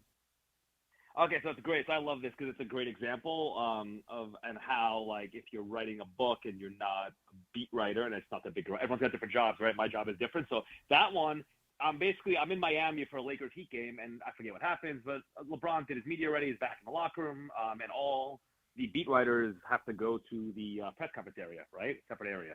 And I don't need to write about the game, so I'm just kind of hanging in the locker room. I wouldn't say eavesdropping, but I'm just there, wallflower. And LeBron, Anthony Davis, and some staffers basically start talking about, the conversation begins with them discussing which contract meant the most when they literally put pen to paper, and it evolves into, I believe it was Anthony Davis saying, we shouldn't even have a cap. It should be like baseball, and them talking about it'd be crazy, and them asking LeBron, what do you think you'd be worth? What do you think your contract would be? And him saying, honestly, he undershot it because I think he said it was 4 years, $500 million was what he was saying, that he thought he was worth when he signed in Cleveland the second time in LA. And to be honest, I think it's I would have said $1 billion if I was him, right? Because to me, it's interesting because there's just such a recognition of the value he has on and off the court. And he's literally saying this. He's saying this to the guys, to Anthony Davis and the staffers, being like, with me, it's different. I control things. I change everything. I change the whole city. And I mean, and saying, give me 2 years. I'm a 2-year man. 2 years in, I win the title everywhere. And he was right. The part that he left out with the Lakers is like what happens after that title, which we can discuss. But he was right about that. But yeah, it was just so fascinating to see LeBron just matter-of-factly discuss his worth with other people, and just one of those moments where as a reporter you're just so happy you're there and being like, oh my God, this is actually going. I'm going to run my recorder. I'm just going to stand here and let this go. That's amazing. That's incredible to me. You're own. And look, he's not wrong. I mean, look at the economy around Cleveland, around that arena, and even in Miami in his 4 years there, a lot of buildings went up around there. And now I'm curious, was that also off the heels? Because I remember Pat Riley at one point proposing an idea of a franchise tag, which would allow a team to play or to pay a player an unlimited amount of money outside of the salary cap to prevent super teams. So you could designate one guy a franchise guy where you could just pay him whatever you wanted. Do you know if those two things coincided? I don't know about that. What the trigger was, what I do remember, is this was it was returning, and this was when the Heat, I think they had just unveiled their nonsense Heat culture court or whatever, right? So LeBron at shoot around that day. Speaking like a true New Yorker, I hear there. Yeah, you said nonsense Heat culture. George, I thought you were going to maybe jump through here. You could tell the guy's still mad about the facts in 1995, for God's sake. George is Heat culture. I'm not actually anymore, but I can always sense a Knicks fan at heart when that stuff comes out. Yeah, lapsed. Okay, lapsed. I'm a serious journalist, George. Come on. So it's actually hilarious because they're asking LeBron about it, and you could tell and at first he was playing ball, right, doing the thing that the Heat culture means this or that, and you could tell there was one question too many where he just his radar went up and something along the lines of, don't get it twisted, man. I won here, right? It wasn't they didn't do it for me, I did it for them, which I don't necessarily fully agree with. I think it's a really I kind of always joke that the Heat were sort of his graduate school, right? And it was allowed him to do some things that then he was able to take with him throughout the rest of his career. But you could tell this conversation in the locker room, I'm pretty I don't know if it was overtly connected, but this stuff and the idea of his value was certainly on his mind throughout the day. Yeah, Yaron, I was telling George that one of the passages that I was reading was about when LeBron first gets to the Lakers and all the players are required to go to this partner event. And LeBron says, well, I'm not taking the bus with you guys. And he winds up helicoptering in. But when the Laker people are like, hey, you got to go in and start to meet these folks, he's like, no, I'm watching this Ohio State game. And when the Ohio State game is over, so then when the Ohio State game ends, all the people are like, we can't wait. LeBron's going to show up. And then he just didn't show up. What the hell did he helicopter down there for? I love that. And to me, it's so telling. It's just this great summary of his Lakers tenure. It's just I've been asked, how do you summarize it? It's just strange, honestly. So he signs and he's talking about, no, I know it's a bunch of young guys and we don't need to win now. And it's very clear early on that he's not with that, right? Not for that. And just that whole year, he torpedoes the year, really, right? With the Anthony Davis stuff, and that's a good example. There was going back, the fight, maybe fans will remember, the Chris Paul, Rondo, I would call it a fight, scuffle, let's say. Yeah. Using the NBA word, scuffle. And LeBron kind of had Chris Paul's back, really, right? And Brandon Ingram told me that really hurt, that bothered him and the locker room guys like that. Why don't you have our back? And LeBron was just very much a part, and there's sort of a for lack of a better term, he's kind of a front runner, LeBron. So when he feels like the team doesn't have a legit chance, he can check out. But then you have the next year when he feels like they have a chance, and even before the bubble, in the bubble we know, but even before the bubble, anyone who was on the team is saying what an incredible leader he is from training camp on, right? That 2019-2020 year, sending group chats of lions walking together, and this is what it's going to be us, and just being a huge leader. And everyone in the bubble says, we wouldn't get through that if that wasn't for LeBron just pushing us. So it's sort of interesting the way he can kind of go in and out. He's just a really interesting person. I don't know. Yeah, I mean, listen, that stuff has been certainly documented. I don't think there's any question he can be inwardly annoyed with some of his teammates at times. Sometimes outwardly. Ask J.R. Smith in a finals game. But what I would say, I remember that first year. I mean, my biggest concern with him coming to the Lakers that year was. And maybe Magic Johnson had sold him on a different vision, quickly, but that didn't materialize. But I remember it being man, this is a weird step for him to take. He has given the Lakers, and I've always said this, a lot more latitude than certainly Cleveland by any stretch of the imagination, right? In regards to the way they have constructed rosters around him, despite sometimes his grumblings maybe behind the scenes. But that first year, I was like, yo, this is not a team that's ready to compete. Like, he's taking kind of a leap of faith here. And then we saw at the trade deadline all the Anthony Davis stuff that never materialized. And then that all makes sense now when you see it in retrospect. But even in real time, like, you could kind of understand he was probably sold a bill of goods that didn't come to fruition right away. I mean, and that's one of the things I wish I remembered exactly. But, like, if you go dig in, when you do a project like this, you get to find all these random documentaries that very few people watch. So, like, there's this, LeBron did this maybe more than an athlete, I forget what it's called, on, like, ESPN plus or something, right? And you get a scene where Rob Pelinka is in there pitching LeBron on, like, the vision. This is after signing him, but, like, what they're going to sign. He has one of these acronyms because very Pelinka, right? They have like a brochure they're giving LeBron. It's got all the acronyms that the guys are signing and, pillars and it's character and it's. But then we remember, like, this was what Magic was saying. Not only was it young guys, but Magic was in the summer league. Were you on? You might have been on the broadcast. Was that you when he was talking about how the Warriors, like, the way to beat the Warriors is not to not shoot, right? Or shoot. I watched the playoffs. Well, he wanted to build it with ball handlers, correct. And that's why they brought in Stevenson and Michael Beasley and a bunch of these guys, and Rondo, which, by the way, Rondo was part of the championship team, so I don't want to knock that part too much. But the roster construction, so Magic and I actually had,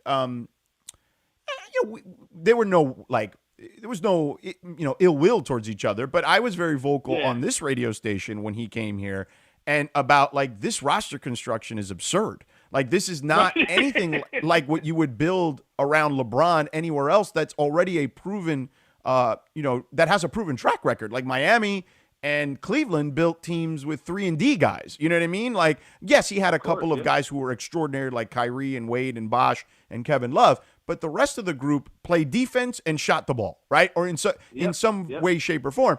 And I remember that. It's funny you mentioned that summer league game because Magic, as I walked by on the sideline, or on the on the sideline, he was seated there, and he, like, kind of tapped me. He's like, "Hey, man, you're not going to say what's up?" And I was like, "Hey, what's up?" And we talked for a second. And I love Magic, and Magic's been on the show since numerous times. But it was a weird construction. There's no question.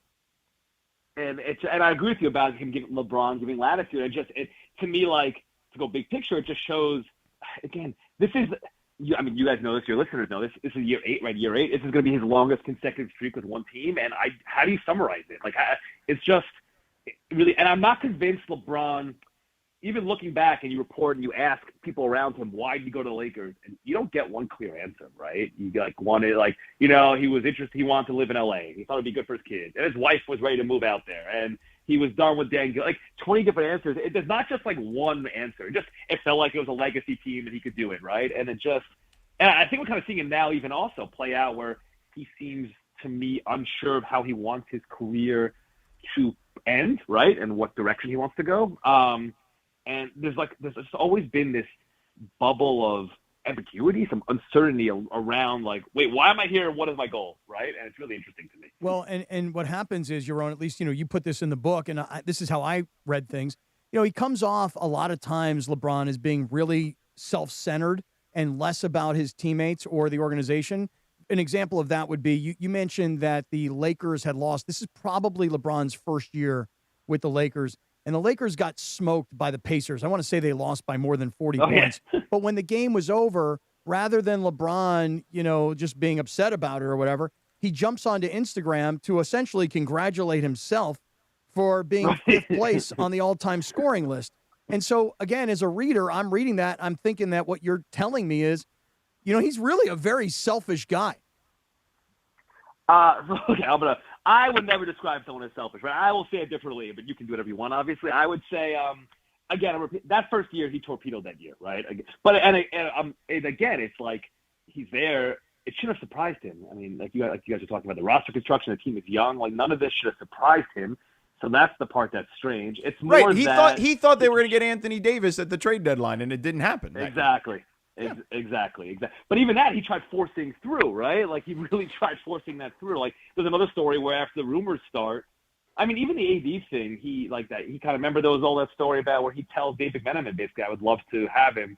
and Woj is breaking, and then Woj reports that like other GMs are angry. Like this, the whole thing, they tried forcing that through early before it seemed like the Lakers were ready as an organization to maybe get those conversations going.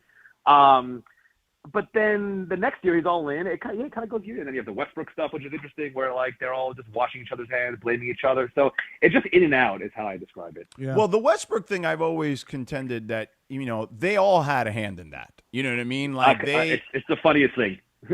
They right, I completely because agree, yeah. Nobody held a gun to anyone's head in the Lakers front office to bring in Russell Westbrook. You know what I mean? And they all blame each other. They all blame everyone. Oh, this Yeah. person brought it to us. No, he brought it to us. We brought it to them. Right. It's the funniest thing. And by the way, where I landed on that is like LeBron. I mean, Jared Dudley told me that him, LeBron, and AD had met, and Westbrook was on the list of people they were talking about. It was Bradley Beal, DeMar DeRozan, and I put this in the book, but this is Linda Rambis is calling. Who I know the Lakers claim she doesn't talk to agents, but she does, right? Linda Rambis is calling Westbrook's agent, trying to, back channel some trade ideas, right, at the same time. So we're coming at it from both angles, and to me, that's how it kind of summarizes the Westbrook thing. And a lot of what's happened since is like almost a mistake that everyone made together, and then everyone tries blaming the other party, right? It's interesting. But one thing I found really interesting was we always talked around here that LeBron was always trying to get Anthony Davis to be the guy. And he would have these quotes where, hey, this offense needs to go through Anthony Davis. It would be stupid for us to not go through Anthony Davis. Yep. Well, then Anthony Davis, and this is something you put in the book, Anthony Davis says to LeBron, hey, man, like I came here to L.A. I thought I was coming so that we could be partners and, we could work out together and we can do all this stuff together. And LeBron, who's, well known for, being a workout beast, LeBron says to AD, yeah, we can do those things. But you can't show up at 9:30 when I'm here at 7:30. And so he actually ultimately motivated Anthony Davis to start to train with him. But it kind of shows that Anthony Davis really never had the leadership personality, or at least, again, that was my read. Yeah, no, and I love that the part of LeBron, because I think that's when I'm talking about the leadership stuff. Like, he has that in him, right? I love that story, right? When someone told me that, like, LeBron says, but you have to get here much earlier if you want to work out with me. Like, this is how I roll, right? And yeah, I mean, AD was not. You talk to anybody, and I went through AD's. I talked to people, high school and all. AD was never I hate this term, but he was never an alpha, even in high school, right? That just wasn't him. You talk to high school coaches, like they had to remind him to score, and that they would want him to attack. It was never his personality. And I guess LeBron tried getting it out of him, and they did a little bit, but I think. AD is going to be remembered as like kind of an all-time number 2, I would say, right? He just didn't have more of that in him for sure. Well, he got it out of him to get a championship because he was fantastic in that stretch. It was his best basketball ever, and so he got what he needed in that regard. Now, all right, let's dismount on something I think more fun that I found in the book. The way Dwight Howard will be remembered. I'll let you go with it. The farting? Is that what we're talking about? The farting? Yes. For epic farts in the locker room. Yeah, that is a good. Listen, I guess I should end on this night. Yes, Dwight Howard will be remembered for Hall of Fame farts for sure. Yeah. Well, I mean, listen, and that's the a way good it role was to have on a team. the way it was described in the book is he can fart. He can fart loud, the loudest farts, also silent farts. Oh, he'll kill you with those, huh? He was known for eating the equivalent of 24 chocolate bars every day. Listen, I'm here for this. I'm here for the serious journalism. You can mail my pulses to me right now. That's perfect. Well, that to me, it made me laugh out loud when I read that part. That's pretty funny. That's great. I know. I mean, listen, this is the part of you go into the power dynamics, but I'm also a believer. These are characters, and sports books are fun. You want to kind of bring these characters to life, and the locker room is a crazy place. So I think you do it like that. I love it. Well, I'll just say this. The part that was getting a lot of publicity yesterday, this whole story about Russell Westbrook not understanding why LeBron and AD were getting up to leave when Will Smith was coming in to talk to the team. Yeah. And then LeBron actually comes back in and then goes from I'm not interested to I'm the one asking all the questions. I know that got a lot of publicity because of, all the controversy around Westbrook on this team. It really did open my eyes a little bit, though, because, George, remember the night that LeBron broke Kareem's all-time scoring record against Oklahoma City in a losing effort? We all saw Anthony Davis pouting on the bench while Right. LeBron was being celebrated on the floor and Westbrook Right. was nowhere to be found. Right, and I told you what happened that night, which was him and Darvin Ham got into it in the locker room. Yeah, so it kind of gets me thinking that this whole Westbrook thing, there's more to the story, and this kind of gave me a little insight into it. Can I tell you what I found fascinating about it yesterday too? I'll go quick on this, but like my mentions are blowing up, and to me it's summarized. I'm getting mostly, and I'm not scientific. I'm getting so much of LeBron's a phony. I love Westbrook. Westbrook's right. I love Westbrook. LeBron's a phony, and I'm thinking, fine, maybe true. The idea that the Westbrook partnership in LA didn't work because of LeBron, as opposed to Westbrook just being a disaster, like that's just a misread of history. And it to me, it summarizes there's something about LeBron that a lot of fans don't connect to in LA and in general. Just, I don't know. People want to they take a story like that and they latch on to the part. Listen, it's fun to make fun of LeBron and some of these like movie quotes in the first page of the books and stuff like that. But people latch on to that and kind of missing the point that, and I get why Westbrook was angry, but Westbrook, that was his fault that the partnership didn't work in LA. He just had no interest in playing a proper way and didn't work. I just found it really interesting yesterday. Oh, look at that, Cappy. Yaron actually said what I've been saying the whole time, and you wanted to side with old Brody. No. What I was saying is that what happened is that Russell Westbrook could not handle not being the number one guy, and he had to fit into LeBron's team. And well, he honestly, just had to fit into the team. How about that? But it was LeBron's team, and he couldn't fit in. I mean, he absolutely could not. And maybe it's not. By the way, history has shown that he has not been able to fit in on any team. Well, so that's my point. Maybe it's not that he couldn't. Maybe it's that he wouldn't, and maybe it is that he couldn't and wouldn't. But I mean, I just thought that passage was really interesting. I was excited to get to that part of the book when I was reading it last night. Although I do need a hard copy. I can't take this digital copy. I'll just give you the hard copy that Yaron sent me, since I've already gone through it. So, send me an address. We'll get you a copy. All right, look at that. There you go, Cappy. Yaron will send you one. I'm going to send you a DM on Instagram, or I'll text you, whatever. Yeah. All right.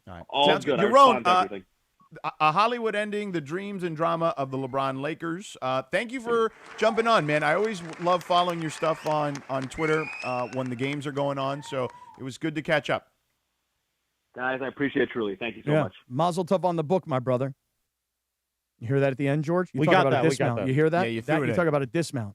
The great Yaron Whitesman joining us. Whitesman, I mean, who now that's what you wanted all along, was you wanted a free book. I'm so surprised you didn't go. Well, that's not really what I wanted. You didn't go Shalom Yaron. I could have done the Shalom Bokar Tov Yaron. I should have and could have, but I hit him with the Mazel Tov on the end, on the backside. Meanwhile, on the Flismo flop. Let me tell you this. This Veterans Day, ESPN LA and National University want to nominate a hero for the Stories of Service sweepstakes. Share a photo of your veteran on Instagram and tell us how they make an impact in your community. Tag at ESPN Los Angeles and use the hashtag Stories of Service for your veterans. Hilarious. What was that? The mongrels. This guy, Illy Wonka, says Cap was like prime Roy Firestone. Oh, yeah. I was into it. Well, I mean, I spent the time reading the book.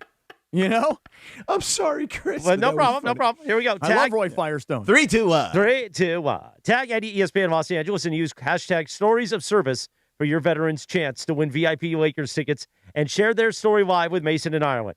Thanks to veteran-founded National University, choose from 150-plus programs, earn credit for prior experience, and explore tuition discounts. NU.edu.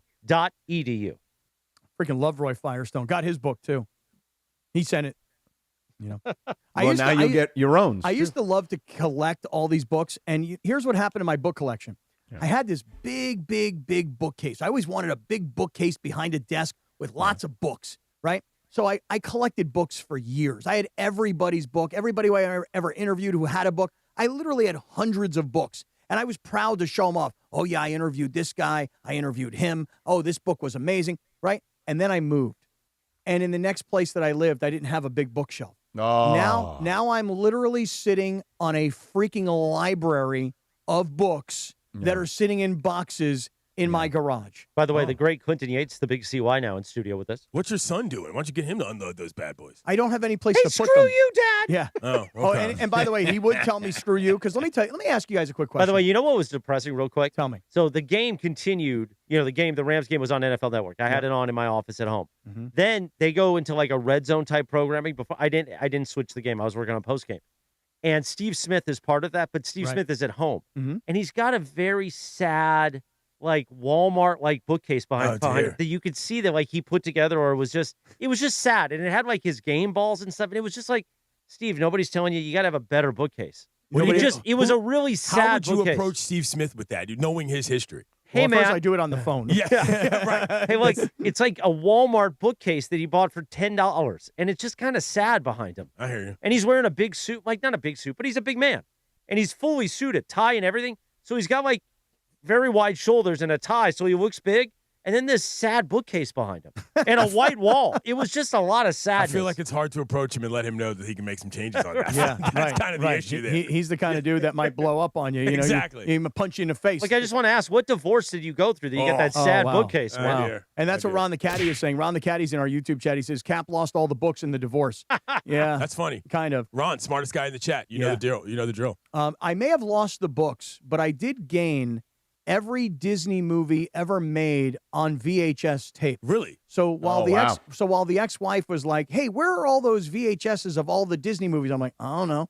In the meantime, don't throw those away, dude. Oh no, I got those. And don't sell them either, because that's part of the deal. Is that those now, things are going to be worth a lot. Well, they're worth a lot in the basic context of being able to watch them, because God knows what's going to happen with various services over the course of the years. Those have real value. You know what else has value? What else has value is I got to make my flight. All right, see you later, George. Goodbye, George Sedano. See you guys. All right, George. We'll see you tomorrow. Hey, so yesterday You got 8mm stuff too? I don't have much 8mm. All VHS. All VHS. I do have some old beta tapes though.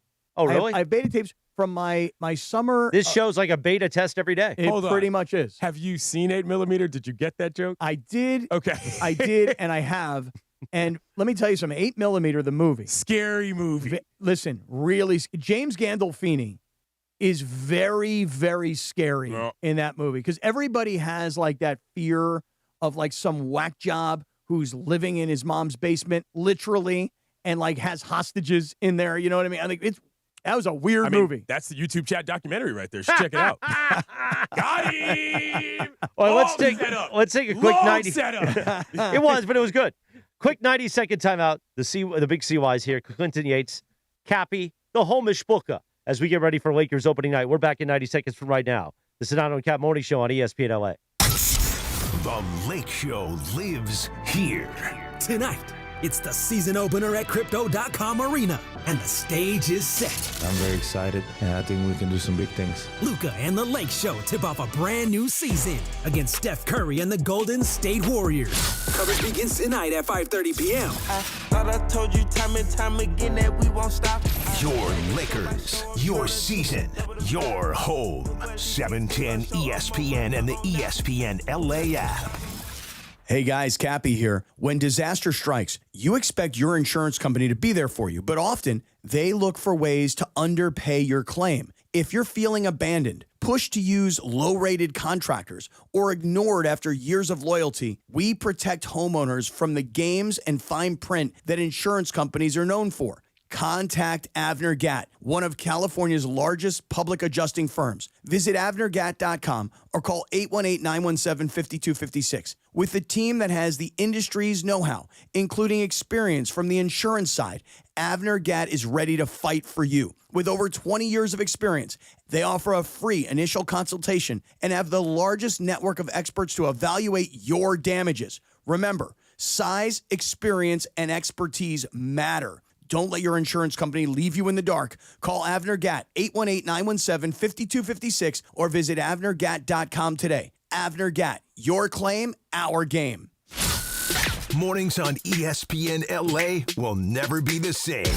That is a steamroll demolition motorboat. Sedano and Cap have taken over Morning Drive. You're a grown-ass man. Do whatever you want. Back to the guys. Sedano and Cap Morning Show, 941. Good morning. It's a live imaging Tuesday presented by our friends at Providence. On this day in 2017, the number one hit, Cardi B. Ben Khalis. I thought, Cap, you were going to join in with the title. Yeah. Bodak Yellow. It is also National Apple Day. What? National Apple Day. We should share an apple later. I have a real hard time eating apples. Why? I don't know. I feel like it's hard on my lower gums Just when I go cut to 'em. bite into it. Oh, that's a good Get idea. apple slices. Yeah. And then put a Like little Pete peanut Carroll butter. sucks on them because he doesn't usually have the it's chompers in. applesauce. No, he uses applesauce. Yeah, bro. he uses that. So I got a question for you, Cappy. I need my teeth. What's your favorite thing to do in Toronto? I've only been once or twice. Okay. And It depends on the exchange rate. Well, that depends on what. Yeah. There's that. Yeah. So this is kind of, I used to go to Buffalo, New York a lot because Sure. I had these buddies who played on the Bills back. This is right out of college, and they were young. And so what we would do is the thing to do in Toronto was like strip clubs back in the Well, day. this is why it came up. Cardi B, Belle Calice, of former exotic dancer fame. Oh, really? You weren't familiar with her past? No, but I did see an interview with Cardi B not long ago where she was talking about some outlandish stuff. That aside, I was actually trying to get your Toronto thoughts because Yeah. I got to go this weekend for the World Series. Don't have much Toronto thought. Now, Are you going to stay in the hotel at the stadium? No, not that one. But I've seen some things at that hotel in Oh, that really? stadium. Yes, very similar to what we're talking about. Yeah. Outlandish stuff. So Outlandish I things. remember as a kid watching. It might have been This Week in Baseball where Sure. they did like a whole thing about the hotel at the ballpark, and I was obsessed with it as a kid. Like, how cool would it be Right. to I know. stay at a hotel inside a baseball park? People have gotten caught bumping uglies in Oh, those yeah. windows. Oh, really? Many times. Oh, yeah. Cappy, we should go there, and you can bump uglies. I'll watch, but No, so will the whole stadium. Well, so here's the thing. Like when I'm in Vegas, for example, right? I have what I call, I'll just say it, we're on YouTube. It's called Vegas sex. Okay, Vegas sex is when you are standing up. By the way, just Yeah. because it's in YouTube doesn't mean we can't use it for the open and for promos. Just so you know. Oh, okay, fair enough. Yeah, maybe I should stop. Did you like that graphic that was used of you and I last night? Did you see this? Did you see? Did I did Rachel not see see it? this. Thankfully, I didn't retweet it. I didn't comment on it. I didn't like it because I didn't want it to I'll show send up you You the don't anyway. want it in your algo? I'll Right. send you the link. So here's Okay, what all happened. right. Somebody put out a picture of these two dudes before, I don't even know what they were doing, like a pregame something. And these two guys are shirtless. All and right. the one guy goes up to his buddy and What do you mean? It's Kike. I honestly didn't even look at it. I Hey, really Cobra. did not look at it. I did not. I had no idea. You said like some guy. Right? Yeah, because I didn't That's look why at it's it. funny. Because to me, I was like, ugh, I don't want to see that. I don't Okay. want to. You're Kike in this. Equation. Oh, this is such an awful picture. I just sent it to you. Okay. Oh, I did no. not- Oh, jeez. I The great literally- Grant in L.A. Oh, did. Oh, it's so bad. Bro, it's so I didn't look bad. at it yesterday. I'm glad. I didn't shouldn't look- have looked at it but now. But Bergie, I didn't look at it in its original form to know that it was Kike Hernandez. I just thought it was two dudes like at a tailgate party, and one guy, they're both I can shirtless. see it. I saw it. And one guy's like, hey, let me Don't bite look your at it again. chest. Yeah, that will be getting deleted from my camera roll immediately. Leave it to Sexy Jexy to put out stuff like that. You know No, what I he mean? didn't. Grant in L.A. made it. Well, I know, but that's because then, Radio Michael fan was like, hey, we need Grant in L.A. to do something with this. And then when I saw our faces on these two guys, and of course, I'm the guy doing the biting. Just so you know, I'm going to share it later on my IG, so Rachel will see it. Oh, please don't. No, I'm going to. It's so gross. So, Scott, what are you doing? Morales, you got any Toronto suggestions? I Never don't. been? I've never been. Gregory? Never been to Toronto. Lindsay? I have also never been to Toronto. Wow, we're I both would for try- everything. Can you Okay. find out if I used to love a good Molson, but What is now that? obviously I Oh, don't drink. Molson, yeah, the Do they beer. have a 0.0 Molson? That's a good question. I'll No. figure that out. Please do. I will figure that out. Yeah, so I don't have a lot of Toronto experience, and it's one of these cities. Well, one of the reasons that I why, wanna go. as you mentioned, one of the reasons why NBA players love Toronto is exactly what you mentioned, is that the entertainment, if you will, is top notch. Yeah. International quality, if you will. I bet it is. Last night was pretty funny. Speaking of international, when Springer hits the home run, right? Yeah. And they do the post-game interview. Here's me. I'm like half watching and half reading this book that I was Oh, my just God, talking enough about the book. I know We it got never it. You stopped. read it. I know. You No, read it. no, I didn't read it. Jesus. I read 2/3 of it. And the only reason I did it is because I'm like, I got to make sure I'm prepared. I don't want to. Yes. I don't want to disrespect this You wanted dude. to do your homework. Okay. So after the game, they're interviewing him, and he's like, hey, man, I just love our team. I love our teammates. I love our fans. I love our country. And, like, again, I'm half watching. I'm like, love our country? Like, I've never really heard a player talk about the United States like that after a game. Well, here's the deal. If they win it, they don't have to go to 1600 Pennsylvania. Okay, I hadn't thought about think that. about that. I had so not there's thought an about that. element of the nationalism there is real. You know what I'm saying? That's why But all those that's my people in point. Vancouver Yes. who are Blue Jays fans come Right. in and root against them in Seattle. But that was my whole thing is I was like, he kept saying for our country, and it took me a while to have it click. Oh, right. I forgot. They're in Canada. No, it's a so big they deal. feel like they're representing all of Canada, just like the Raptors did a few years ago when they won the NBA Well, Finals. especially since the Expos are gone now, which has obviously been a generation. But, like, that was the whole thing, is that once that team left, Les Expos, all of a sudden the Blue Jays were Canada's squad on a lot of levels. So, A young kid asked me the other day, he said, I don't even understand, like, why is there a Major League Baseball team in Toronto? And I thought to myself, well, that's kind of interesting. I'm like, there was the Montreal Expos. Now there's just the Blue Jays. There are the Raptors. So there are, like, the occasional, not – and this There's is minor league team. I mean, Vancouver had a basketball team. Yeah, but outside of hockey, right? Like in the NHL, it's a very natural thing. Because really, it's Canada's game, and we kind of adopted it, if you will. But these other sports, baseball and basketball, there's only a one-off. Right? Over the years, though, Canada started to turn out a lot of baseball players. I mean, Naylor is a Canadian for the Mariners. I mean, some of the, Larry Walker's a Canadian. There's a lot of guys that have come out of Canada that have been tremendous baseball players. So, for them to have a team, I think is actually pretty cool. I'm very interested to see what it's like, because it's been literally 40 years since they've had anything like this. So, 93. What were you doing in 93, dog? 93. Let's see. I had graduated from college. The plumage must have been crazy on the hair. Oh, dude, I had a long mullet. And at one point, I started to really let it go. And I had long, curly, like, dreads going, dude. It was amazing. And then I'd pull it all back. And then I'd ponytail that thing. Sure. And then I'd take that little junt out of the back of my hair, and I'd just spin it like this. Spin it around. And then boom, man. Big old giant Jufro. Nice. Yeah, it was nice. good. Very it was well. Good. It was But good yeah, look. Toronto, got to be there this weekend. We'll see how it goes. All right, man. Sorry, I was yelling about Going to get down to 40 degrees. You're yelling? Yeah, I didn't know if you could hear me in there. Who were you yelling at? I was yelling about a teammate.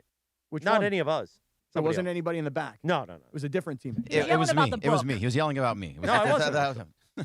What did you do, Bergie? He didn't do anything. He didn't read the book. I didn't read the book. He got really upset that I didn't read the book. I'm going to get you. I'm ready to spark notes right now. I can't read it with the words on there. Like, I need to have the hard copy, so I don't, like, you had, what was that, like, what was it called, a watermark? I can't read it with the watermark. Me and Briones could use one tried. too. Yeah, Is there an audio book? I'll ask Jerome, because now we're texting back and forth. Hey, Jerome, can you sign it for us, too? His name's not Jerome. I didn't say You Jerome. said Jerome. I said Jerome. You said Jerome. No, I did not. I'll play it back for you. I can bring back the tape. In that interview, Cappy, how did you get his number?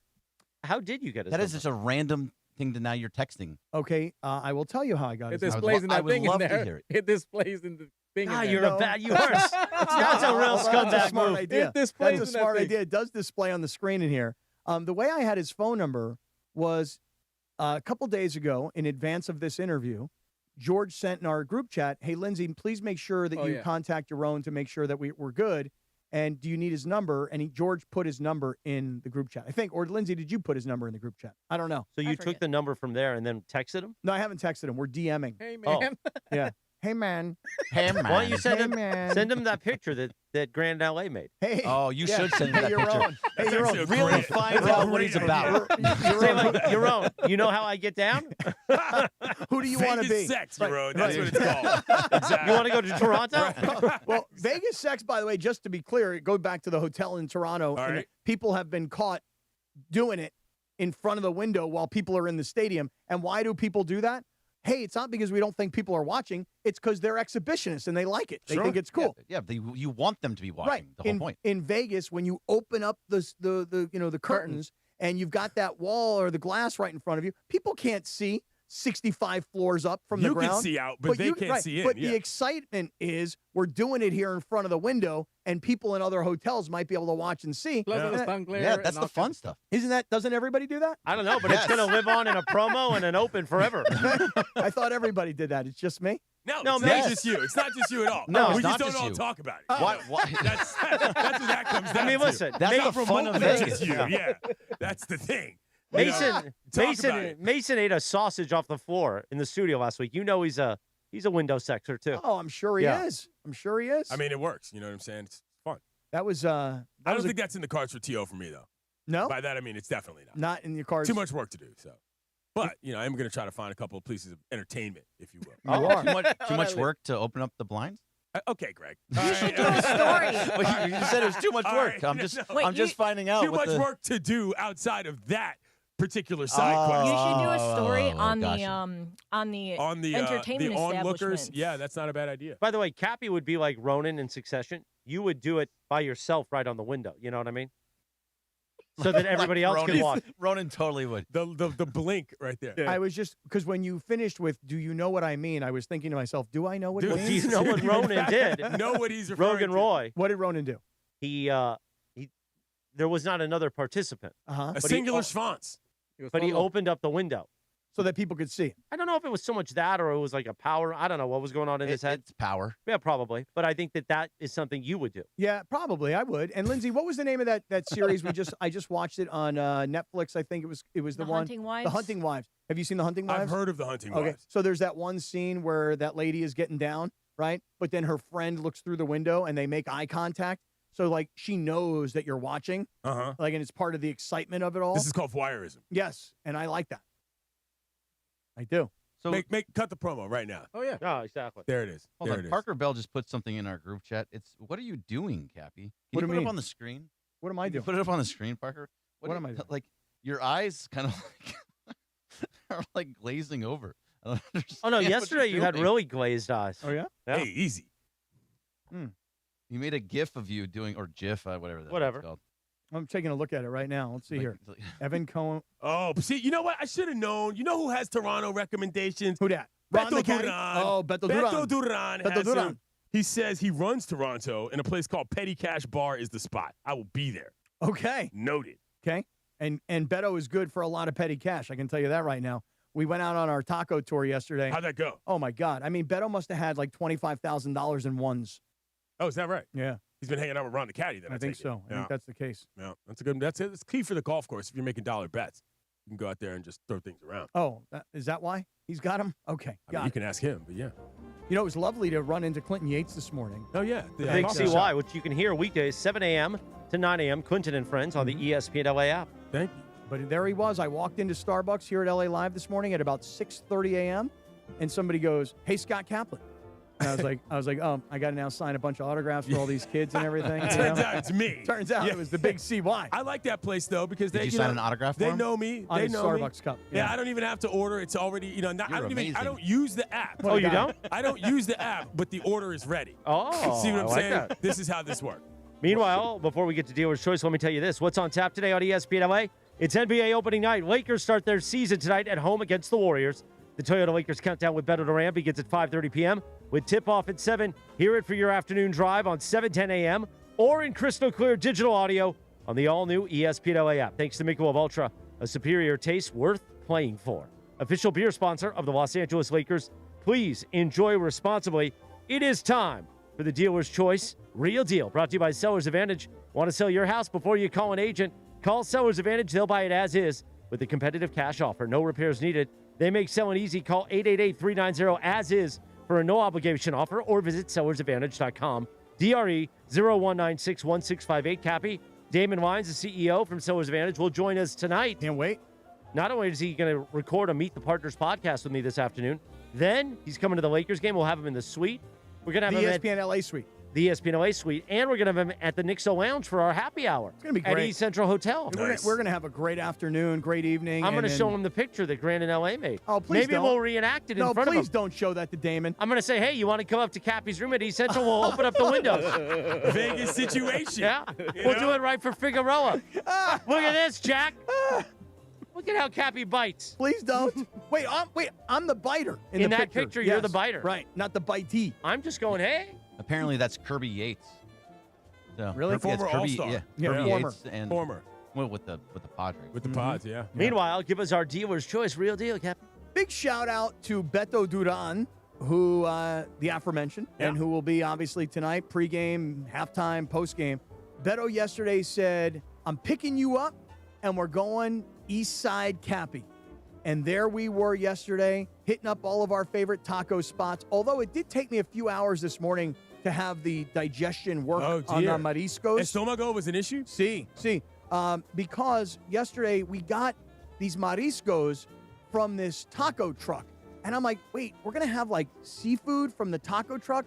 And he was like, yeah, it's going to be cold. It's going to be refreshing. It's going to be great. I actually thought the best thing that we ate was the shrimp taco, which, gets deep fried. And then it's the hard taco shell. Man, that thing was bomb. But you know where I really Bomb screwed AF up? or just bomb? No, bomb AF. Nice. But the earlier taco stop, I screwed up because I only got 3 tacos. And it's my favorite thing. I love the taco guy who reaches in with the tortillas and and then grabs the meat. grabs the meat. Yep. You know what I mean? You got your tortilla, and then I want you to grab that right there. Big Just meat grab guy? Big meat grab. Yeah. Exactly right. Yeah. And then, That's going to be in a lot. That tracks. There we go. Thank you, Yeah. Clinton. You're welcome. anyway, I was in Whittier, And I took the girls are prettier. And I took a picture. No, you were on Whittier Boulevard right, in East and LA. I took a picture on Whittier Boulevard of a sign that said "Divorcios," and it is a picture of like two wedding rings, like expanding from one another, like leaving one. And I was like, "Yep, the divorce is going well." But there I was, right there on Whittier Boulevard, right there with the big sign of Whittier Boulevard, and I'm giving everybody the cappy point. There you go. The right point. there. That's a quality composition in that photograph. And let me tell you something. Christopher Arthur Morales. Yes. Gregory Arthur Bergman. Lindsay Arthur Baseball. Jorge Arthur Briones. You know what this is called right here? When a brother shows up at Garfield High and Roosevelt High, and then he takes a sign in front of takes a picture in front of the big Whittier sign. That's called street cred right there. No, you're a man of the people. That's what, green screen. What are you laughing at? There's nobody in the picture. That's street cred. Street cred involves the people from the street being in the that's shot. Street cred is what that is. Okay. That's being on a street. That's exactly what I mean. Those are two That's what different I meant. things. I was That on the chef's street. the guy you talked about who did all the meat grabbing, who you love so much, is not even in the picture. Yeah, why didn't you have the meat grabber in the picture? Seriously. That's a good question. Do you guys know that when we stopped at these two high schools, Garfield and Roosevelt High School? Very famous, of course. Because these are famous high schools, and they're going to play in a big high school football game this Gotcha, upcoming okay. weekend, the The 90th ESPN LA edition. Classic. Right, the 90th edition. Nice. Okay. Now, do you know who Garfield and Roosevelt were as people? President. As in the presidents? See, I didn't know that.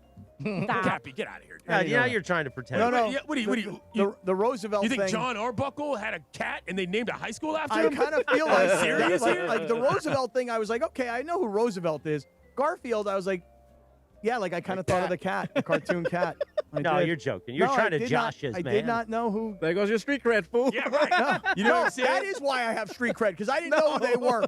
No, that's not how that works. You know who knows a lot about American history?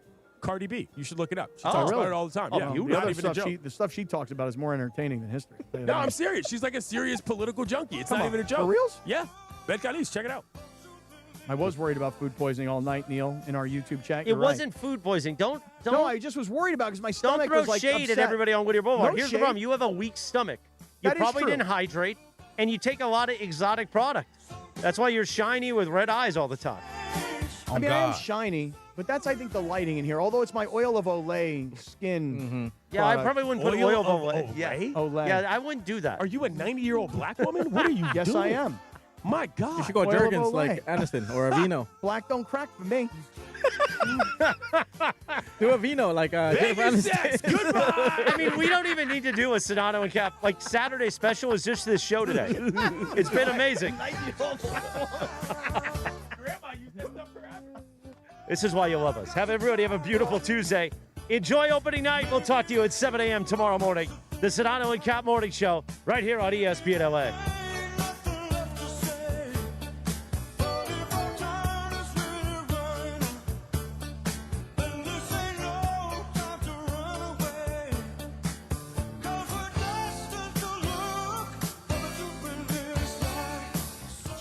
Hey, everybody. Can't get enough of the Rich Eisen Show? You're in luck. You can find us everywhere.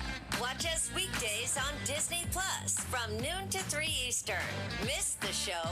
We've got a podcast so you can listen anytime. But here's the best part. Our YouTube channel. Subscribe at youtube.com/Rich Eisen Show and you'll never miss a moment. Now, on with the show. This is the Rich Eisen Show. Parental discretion is advised. A Springer! Dinger! Live from the Rich Eisen Show studio in Los Angeles. Jameer, you got no shot at catching that man. Earlier on the show, senior writer for the MMQB, Albert Breer. Still to come, 3-time Super Bowl champion, Mark Scharath. Author Jeff Pearlman. And now, it's Rich Eisen.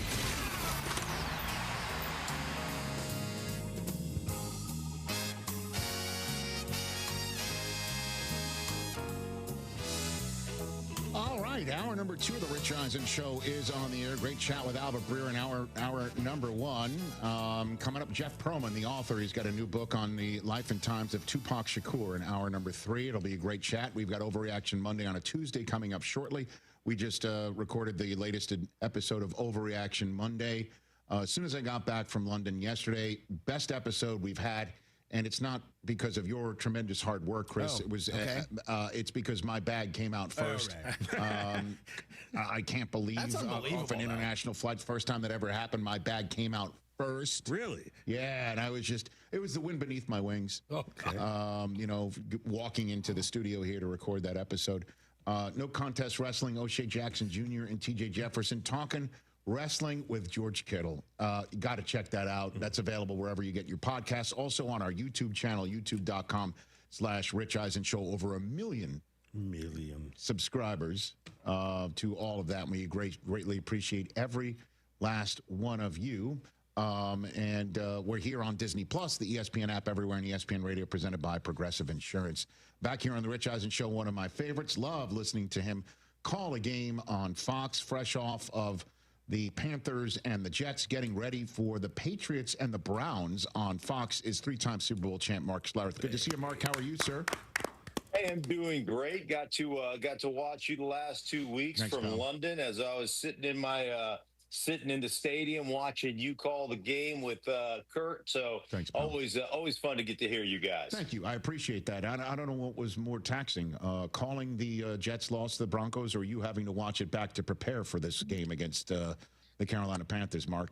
What did the game look like watching it back? It looked as bad as you think it looked.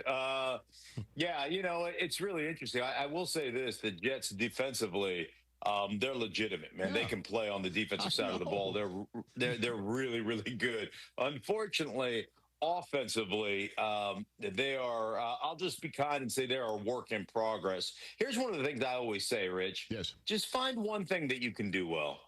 I'm not asking for just one thing. Just find one thing that you can do well and do that one thing and then build off of that. Find some ancillary things that you can build off that so you can become tangential in your offense.